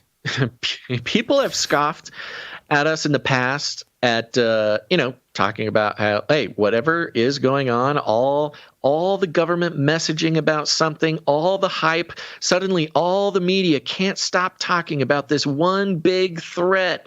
Oh, it's the threat du jour. It's the biggest, scariest thing. And it always ends up not really being that big of a deal, but only after the federal money government is made. Exactly. The only deals after, are done. So they are blatantly laying out here how the government will, some might call it lying about a danger in order to get more money that never solves a problem. And I don't know if The Intercept was meaning to do this, but they basically laid out the roadmap for almost everything that has gone on and is going on in our world. You can take out fentanyl from this story and put in anything: climate change, gun reform, public health, war in Ukraine, Gaza. Whatever. Mm-hmm. What's that? Terrorism. Terrorism, right. The money keeps flowing. The threat is either invented or exaggerated. The money goes to the deep state. I mean, that's what the deep state is, the unelected bureaucratic network in our government that never goes away, the permanent government. You got the deep state exaggerating or lying about something for funding, for money, and then they never actually solve any problems with it. Now, this might sound obvious. This might be like, yeah, of course, Basil, we know this is how it works. That's what we've been saying the whole time. I get it. And I would agree. It is almost not even worth reading this article, except for if you're on our newsletter and you now have this link in your email box. The next time you are talking to someone and telling them how the government exaggerates or lies for the purposes of money, and they say, no, they would never do that. You pull up this article, and it explains step by step how they did it with fentanyl, inventing the idea that it could be a weapon of mass destruction just for funding and money and control of the populace. And we need to keep this in mind. It is now in the mainstream public, news media. Yeah. And so we have the sort of, I don't know, what's the word, justification to apply it to any federal agency in any situation. We've talked about obviously the fifth generation warfare, the network state, but the reality of sort of the experiences of people like us and people out there that understand this, it's almost like there has to be a total exodus into something, different kind of internet or something. It's probably going to keep clashing, keep getting worse. And it's going to become, well, it already is so obvious that it's frustrating when people fall for it, and not that we're so susceptible. I think we have our faults as well over time, but sometimes things don't occur to us in the moment, but in the makes moment sense later. You get stoked about something, but that's everything. I think that it's designed that way for a reason. That's why we're supposed to have on the full armor of God, not just parts. That's of it. right. But the way to make it through this fifth generation war, guns. That and. The fifth generation war is fought in culture. It's fought in the mind. It's fought in the preferences and beliefs. That's what we read straight from the text given to us by the government. And I think it's time we set up our own little garrison here and thank some producers for being a part of the culture here. Yeah, let's start real quick. We got one speak pipe message here. Okay. Please leave a message after the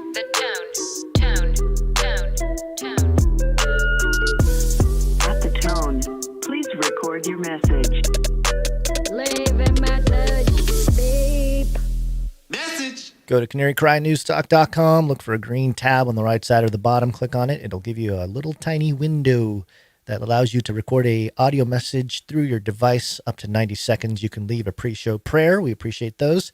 You can leave us a little voice message to either us or to the Canarians out there. We got something from the Austin meetup.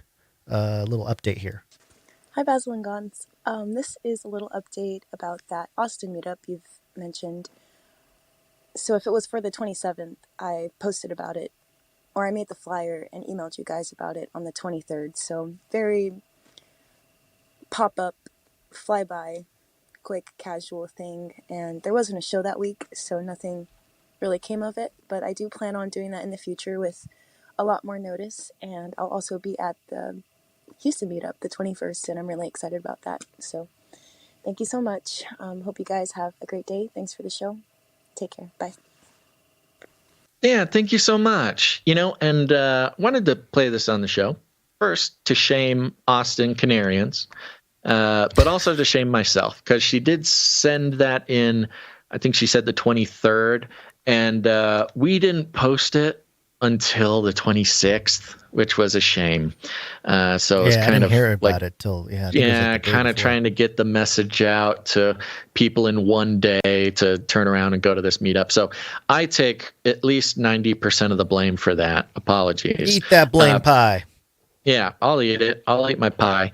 But also, Austin Canarians, there is attempted meetups going on in your area. You need to participate in this.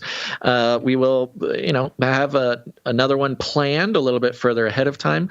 And this goes for anybody out there, because look, I see you. I know where you're all at. I can see the little dots on the maps, and I know you're there.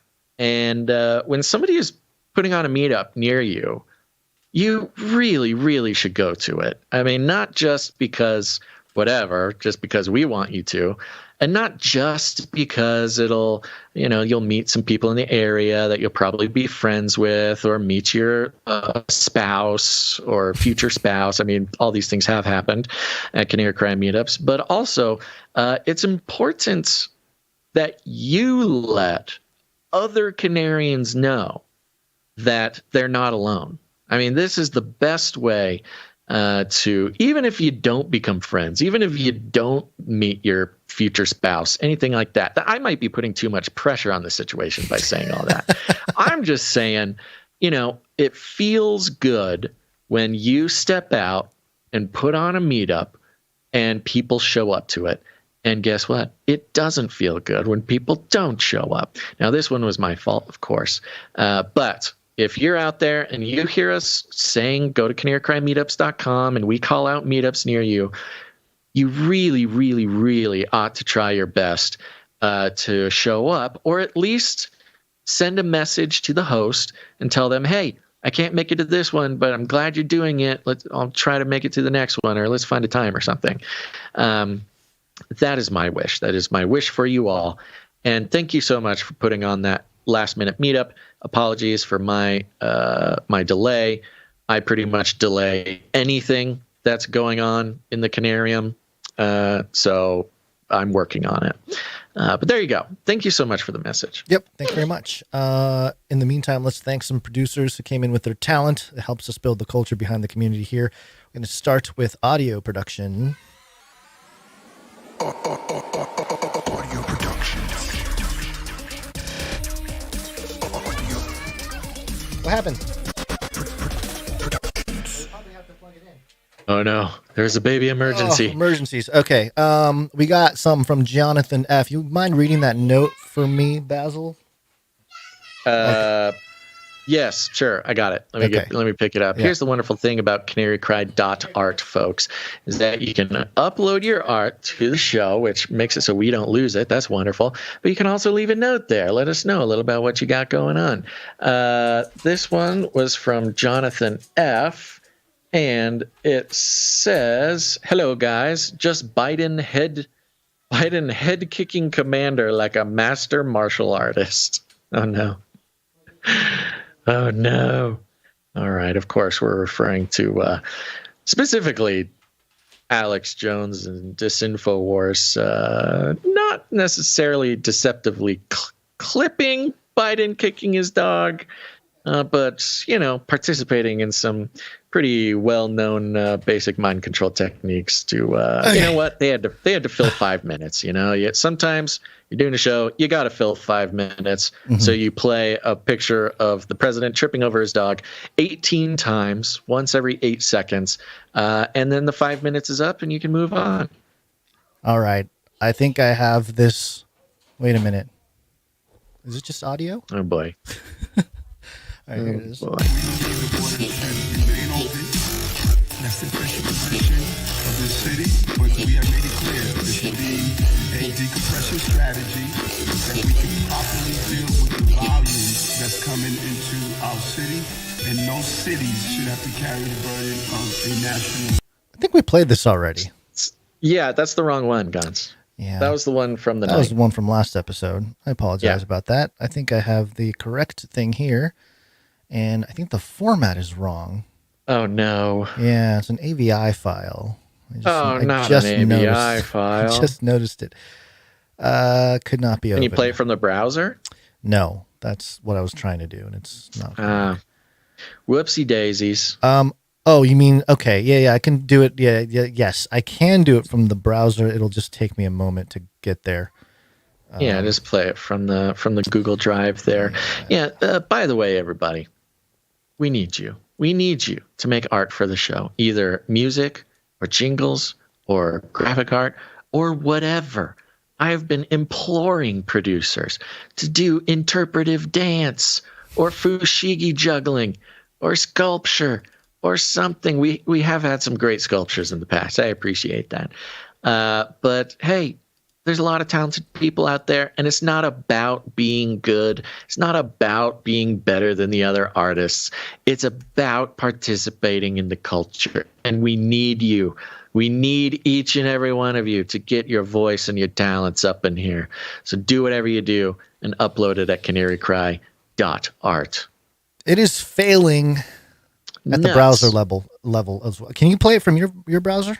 At least the audio? I tried. Okay. I tried, and it didn't work. So, right. That's a... Jonathan F. You got to get... Must be a whoopsies on Jonathan F's side. Yeah, if you can get us... it looks like a video. MP4 file. It is a video. That's what I'm saying. It complicated the whole thing. So. Oh, yeah, AVI. You got to do an MP4. Yeah, or an MOV. MP4 or an MOV at worst. Sorry about that, Jonathan F. But yeah, we'll play it on the next episode if we can get it in the correct format. So. Oh, wait. What? I might have it. Sorry to extend this entire thing, but I might have it. Let me see if I can type my... It'll just be sound. audio, though, right? It won't be video. Yeah, it'll just be audio. Okay. Let's see. All right. I got it going. Here we go. Let me pipe this over to you. This is not something that I do very often. You're going to hear the birds that are constantly playing in my VR headset. Here we go. Beautiful head kick from our commander-in-chief. He's playing the clip, moving the dog. Kick the dog. Kick the dog. Oh, yeah. Doing a dance. Kicking the dog. All right.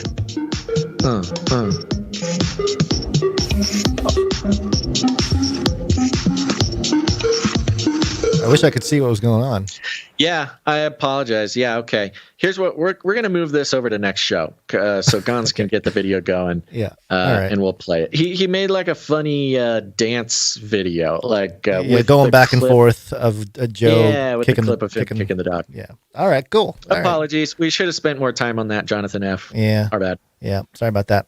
But we'll make it right next episode. Okay. I love apologizing to our producers. It's like my favorite thing to do. I have to do it constantly. I'm not even being satirical. The show is just one big apology to our producers. You know what? Got to do it. It's humble pie doing a show like this live. It is. Yeah. Oh, yeah. Definitely. Okay. We're going to thank the artist, Please. who is Sir Dove, Knight of Rusbeltia. The artist. One art piece from Dove. The artist currently known as Sir Dove, Knight of Rusbeltia. Ooh. Is there something in the Do it.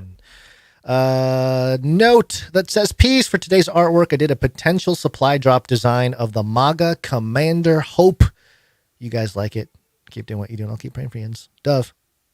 Yeah. This is one of my favorites. We do like it. Yeah, I do like it. I like it a lot. He has created an image here based on the Don't Tread on Me image with the snake on the yellow background, the sort of quintessential libertarian symbol here. But instead of a snake, it is Commander, Joe Biden's dog. And instead of Don't Tread on Me, it says Don't Kick on Me. It's very, very good and brings me much happiness. And as usual, we've got some Easter eggs here. First of all, Commander is wearing a MAGA hat. Oh, no. Yeah, it is. Yes, a red MAGA hat. Yes. Hold on. It's not the one you're thinking of. It's the classic Canary Cry Make Antarctica Great Again. The real MAGA. The real MAGA. Yes, the MAGA that matters. Somebody's gonna get mad at me for saying that. On the side of his "Make Antarctica Great Again" hat, he's got a pin, and the pin is the "Disinfowars" with Alex Jones logo, which is prescient considering our breakdown of Infowars biting, kicking dog thing. The tag on Commander's red collar says, "Commander, if found, please return to the big guy." And then it has the phone number for the Canary Cry text message alert system, 877-740-3226. Love it. Gotta get the number out there. Don't kick on me, okay? I think this has the chance to be adopted as a very powerful libertarian symbol. Yeah, I want this shirt. This would be a very good shirt. Great shirt. This would be a very good shirt. It would be great shirt. on a flag. This would be a very good shirt. Okay, the Canary Cry T-shirt Council voting is gonna start soon. This might have to be one of the options. Yeah, there you go. Okay, I'm doing it. I'm putting it in the options. Keep an eye out, Canary Cry T-shirt Council, for the next round of voting for the shirt. All right. Fantastic. Thank you very Sir much, Sir Dove. Okay, we have a couple microfiction. I'm just going to leave Don't Kick on Me up there because it's such a great one. We have a couple microfictions to go through. Here we go. Microfiction. First one is from Runk Smash.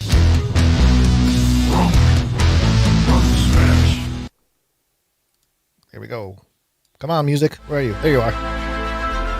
The procurement drones take flight and are crossing the border just in time to witness 3 chicken substitutes entering a building surrounded by verdant hedges of non-trademarked vegetables.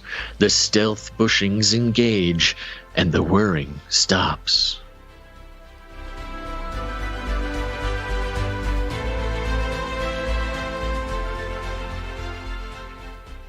What are the chicken substitutes? What are the chicken substitutes? Chicken substitutes is people. Ooh. Thank you very much, Runk Smash. Thank you very much, Runk Smash. Yep.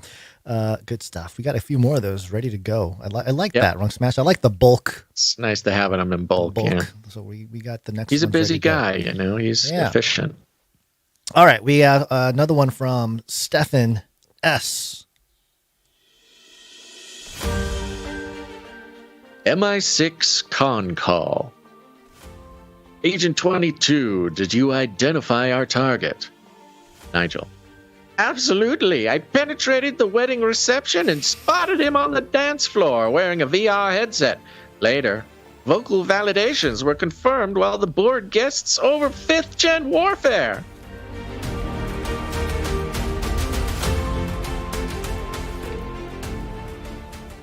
They're targeting you.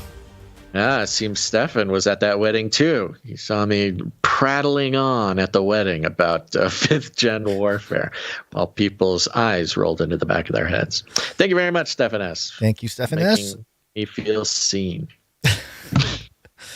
And that's all the producers we have for our talent. And yeah, again, we appreciate it. It helps us build the culture behind the community. And it is part of the 5th generation warfare too, loosely.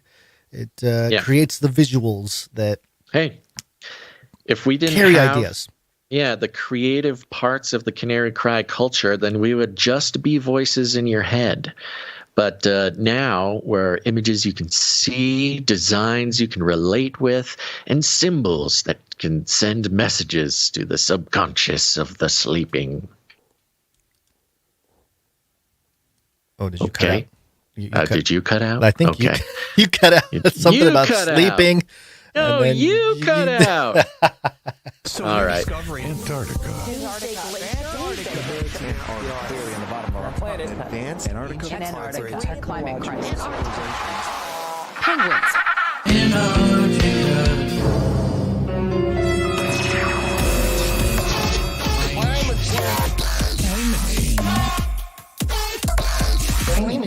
Climate change. Did you know, according to GreekReporter.com, ozone hole the size of North America forms above Antarctica? Huh. Well, that's a big hole. That's a Weird. huge hole. though recent data, I'm sorry, I got that Though. wrong. Through recent data, Oh. satellites have revealed the largest ever gaps in the ozone layer above Antarctica. The ozone layer acts as a shield in the sky located between 9 and 18 miles, 15 to 30 kilometers above ground. Now, this is interesting that when I was a child, we got, yes, what? No, I was just saying it. This must be very recent data. Yeah, we'll get there. When I was growing up, it was all about the ozone, the hole in the ozone layer. You know, everyone talked about that. That was the thing we were told when I was in elementary school, with the environmental stuff, education. It was, oh yeah, there's a hole in the ozone layer. When you use hairspray, you're helping that hole get bigger. And so that was the thing. Well, in recent years and months, really, the last year-ish probably, we were told that we did a great job with climate policy and that we reversed the whole thing. This is the World Economic Forum back in September. This is September 15th. Last month. Last month. Barely 3 weeks ago, from the World Economic Forum. The headline: the ozone layer is on the right path to recovery. Here's how the world made it happen. Oh, yeah. So we made it happen. The ozone layer protects the Earth. Yeah, we know that.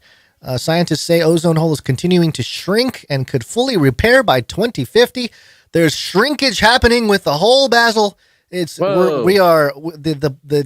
ozone layer problem has been solved. We did a great job, but then I don't know. It took a month. 1 month later, the hole the size of North America forms above Antarctica. I don't know how this works exactly. I'm not a climate scientist, but I am very skeptical of this hole.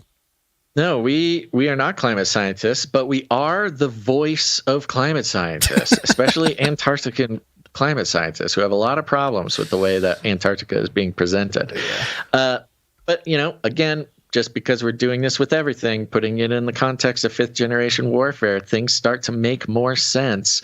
The problem with climate scientists and Antarctica, as aligns with our theories about Antarctica, is being used. It's a thing to be used. Yeah. And in this case, it is a weapon being wielded in the fifth generation warfare. Because on one hand, when it comes to climate change, there needs to be hope and there needs to be results. And results and hope are very difficult. This is just basic, motivating humans.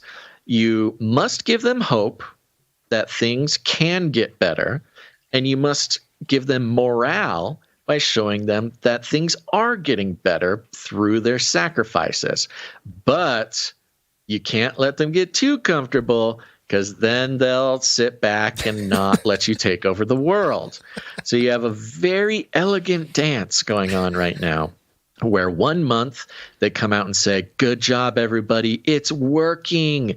It's working. Keep doing what we're doing. The earth is healing. You citizen. No, it's not about the corporations and how they dump pollution into the ocean willy-nilly, or pharmaceutical drugs, or how corporations are sort of single-handedly responsible for 99.9% of the pollution in the world, but we're not making them do anything about it. No, it's you. It's your fault, and you are doing a good job fixing it by listening to us and obeying us. Good job. And then for 2.5 weeks later, oh my God, we're all going to die. You got to fix it, folks. This is your fault. You're killing us. I mean, it's it's a formula, much like the fentanyl WMD thing.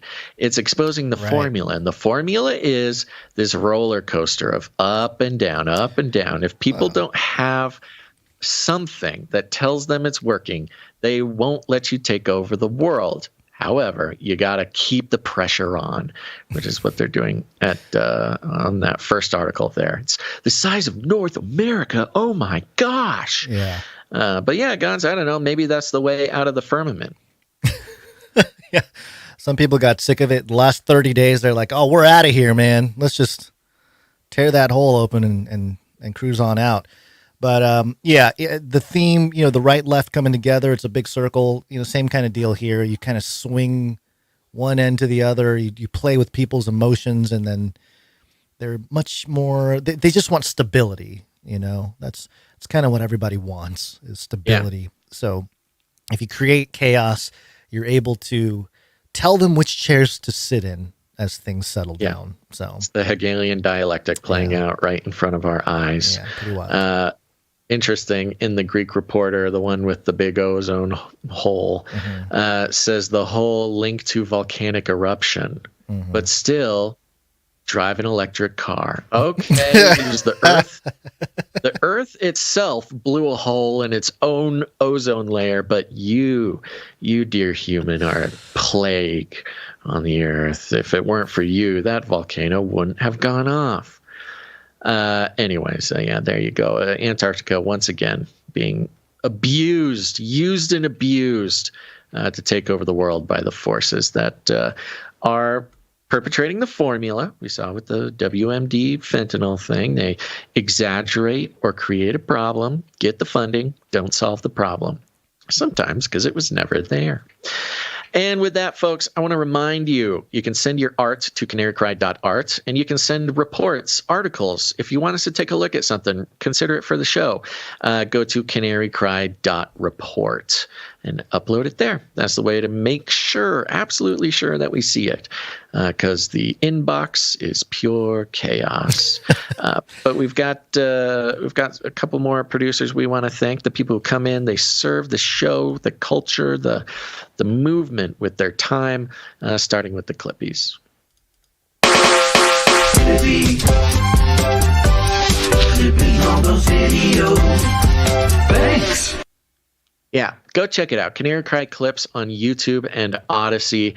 There's not a huge bit of momentum of the clips going on now, but you should still subscribe because we're going to get it going, and the clips will be plentiful, and you will want them, and you will want to share them.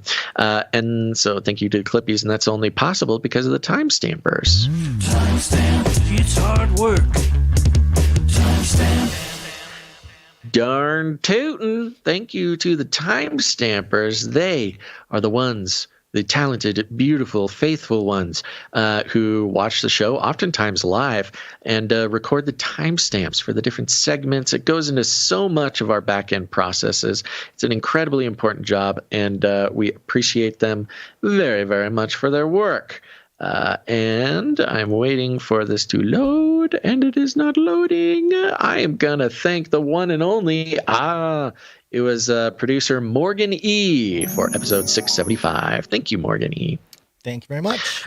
Yeah, and thank you to Jam for the links. Thank you to Ginger for the stories. Thank you to Clank for the reminders and all the clanking you do.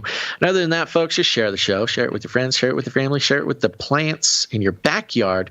Share it with the plants in your front yard. Share it with everybody around you, because the whole world needs to know that Canary Cry is here for them. But you don't have to share it in the usual way, posting it on social media, although you should definitely do that. But you don't need to, send it in a Amazon box, sneak it into thousands of break into the Amazon warehouse, bring a big sack, sort of like a Santa sack filled with Canary Cry News Talk episodes, and then slip them into all the Amazon packages as they're going out into the world, although that would also be a great idea. But you can do it in a more creative way, in a way that sort of fulfills your need for making a mark on the world, for using your creativity, for really impressing your dad. Finally, he'll be proud of you because you shared the show in this spectacular way. Instead, I highly recommend you don't jump into the 9/11 memorial in New York City, but you do have the option of creating your own Canary Cry memorial. Sure, usually you got to make a memorial to remember something that's now gone, but time is an illusion. So in a way, we're already gone, folks. Yes, in the distant future, the producers have stopped producing. It's such a sad way to end the show. The robots are taking over. The producers stopped producing because we have descended into a post-apocalyptic wasteland. And finally, the show is no longer a podcast, but we have become a traveling band of sort of circus performers. We do live podcasts. The technology, the internet doesn't exist anymore. Instead, we are relegated to wagons and carts that we've made from the rubble of the cities and the melted bits of direct energy weapon goo that has taken out most of human infrastructure, but we will rebuild, and we built a cool wagon, kind of like a covered wagon, like the frontiersmen of the Old West. Yes, and we travel the countryside, going from post-apocalyptic village to post-apocalyptic fortress to tribe of cannibals, and all along the way we stand up on our cool stage with the rest of the Canarians who help us move from place to place, and we don't make a Canary Cry News Talk podcast, but we speak it straight to the people. We shout it out with bullhorns made from discarded road cones that survived the blast. We share the show by handing out bits and pieces of formerly operable iPods, and while we scream in their face about how the apocalyptic news media does not have our best interests at heart. That's just one way to do it. You don't got to do it that way. You can do it any way you want, but we call it rattling cages, and all you got to do is walk right up to them, grab them by the cage, and then you shake it. The end of the world occurred pretty much as we had predicted. I want to shake things up, stir up some controversy, rattle a few cages. Hey, stop that! You'll never silence me. I'm the last angry man, a crusader for the little guy. Leave the bird alone. Never. Rattle a few cages. Rattle a few cages. The human race will have every opportunity to improve. And if they don't? Ask Noah. That's right. Just ask Noah. All right, Gons, you got any last words? I was gonna say maybe the one of the biggest psyops of them all when it comes to physical conflict like we're seeing in Israel is for everybody to just go into the metaverse.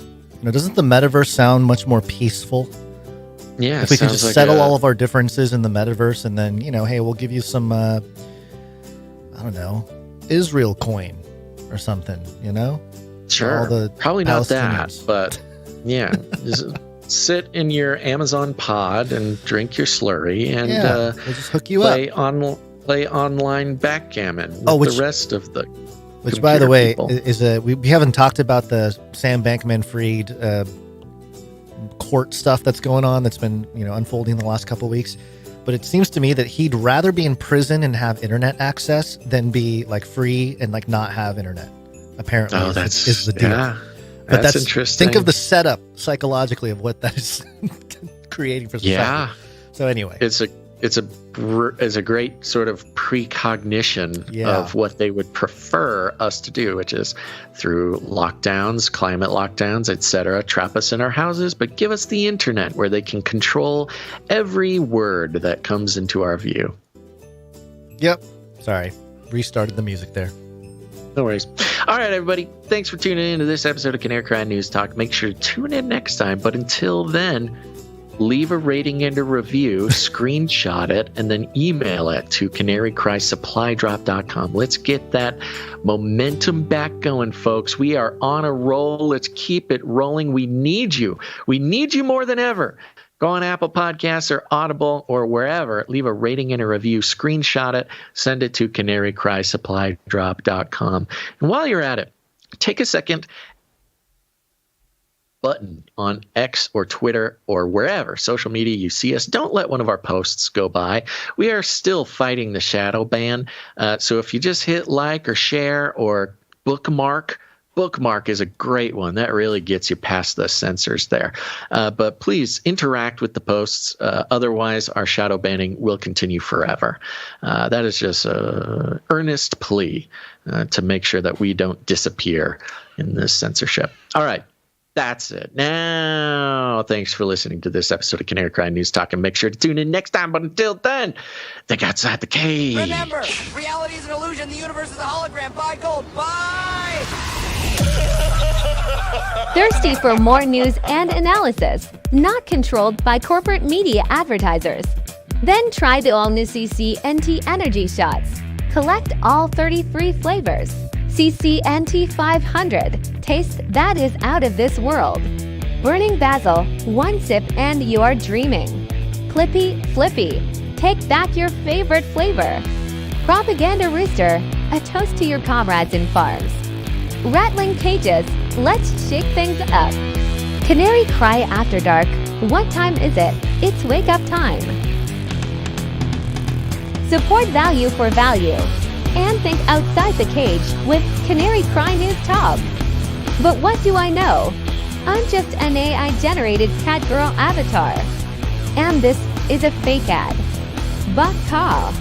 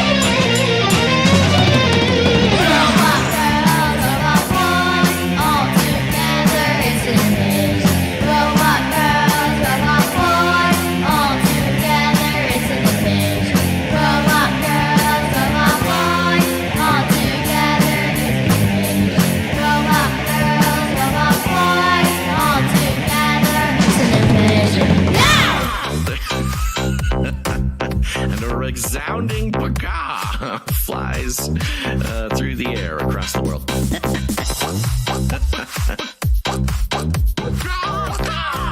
Why are you screaming like a wild bird? Rattle their cage. They have a lot of people screaming randomly. Why don't you shout? It'll be their call out. They have a lot of people screaming randomly. Go ahead and... Why don't you shout?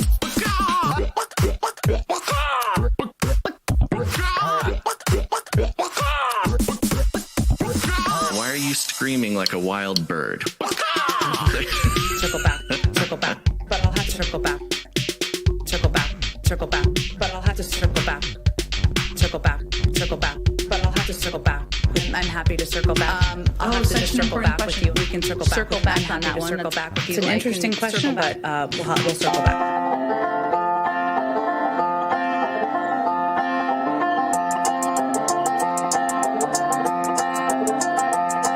When the news of the day gets to feeling like a maze, it's okay, don't be afraid if you don't know what to say. Canary, cry awaits.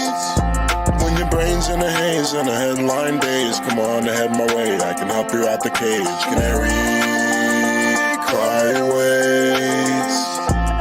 Canary, cry awaits. Oh, canary, cry awaits. every way you turn, there's another thing to learn. Reading in between the lines, thanking Jesus for our lives, and nice to see his glory shining like the sun. Run the race until it's done. Come on, everyone. Canary, cry ways. Oh, canary, cry ways. When your brain's in a haze and a headline days, come on, I had my way. I can help you out the cage. Canary, cry away. Bye. I'm out of here. Bye. Value for value. We take no money from corporations, commies, or cartels. Canary cried, that's support.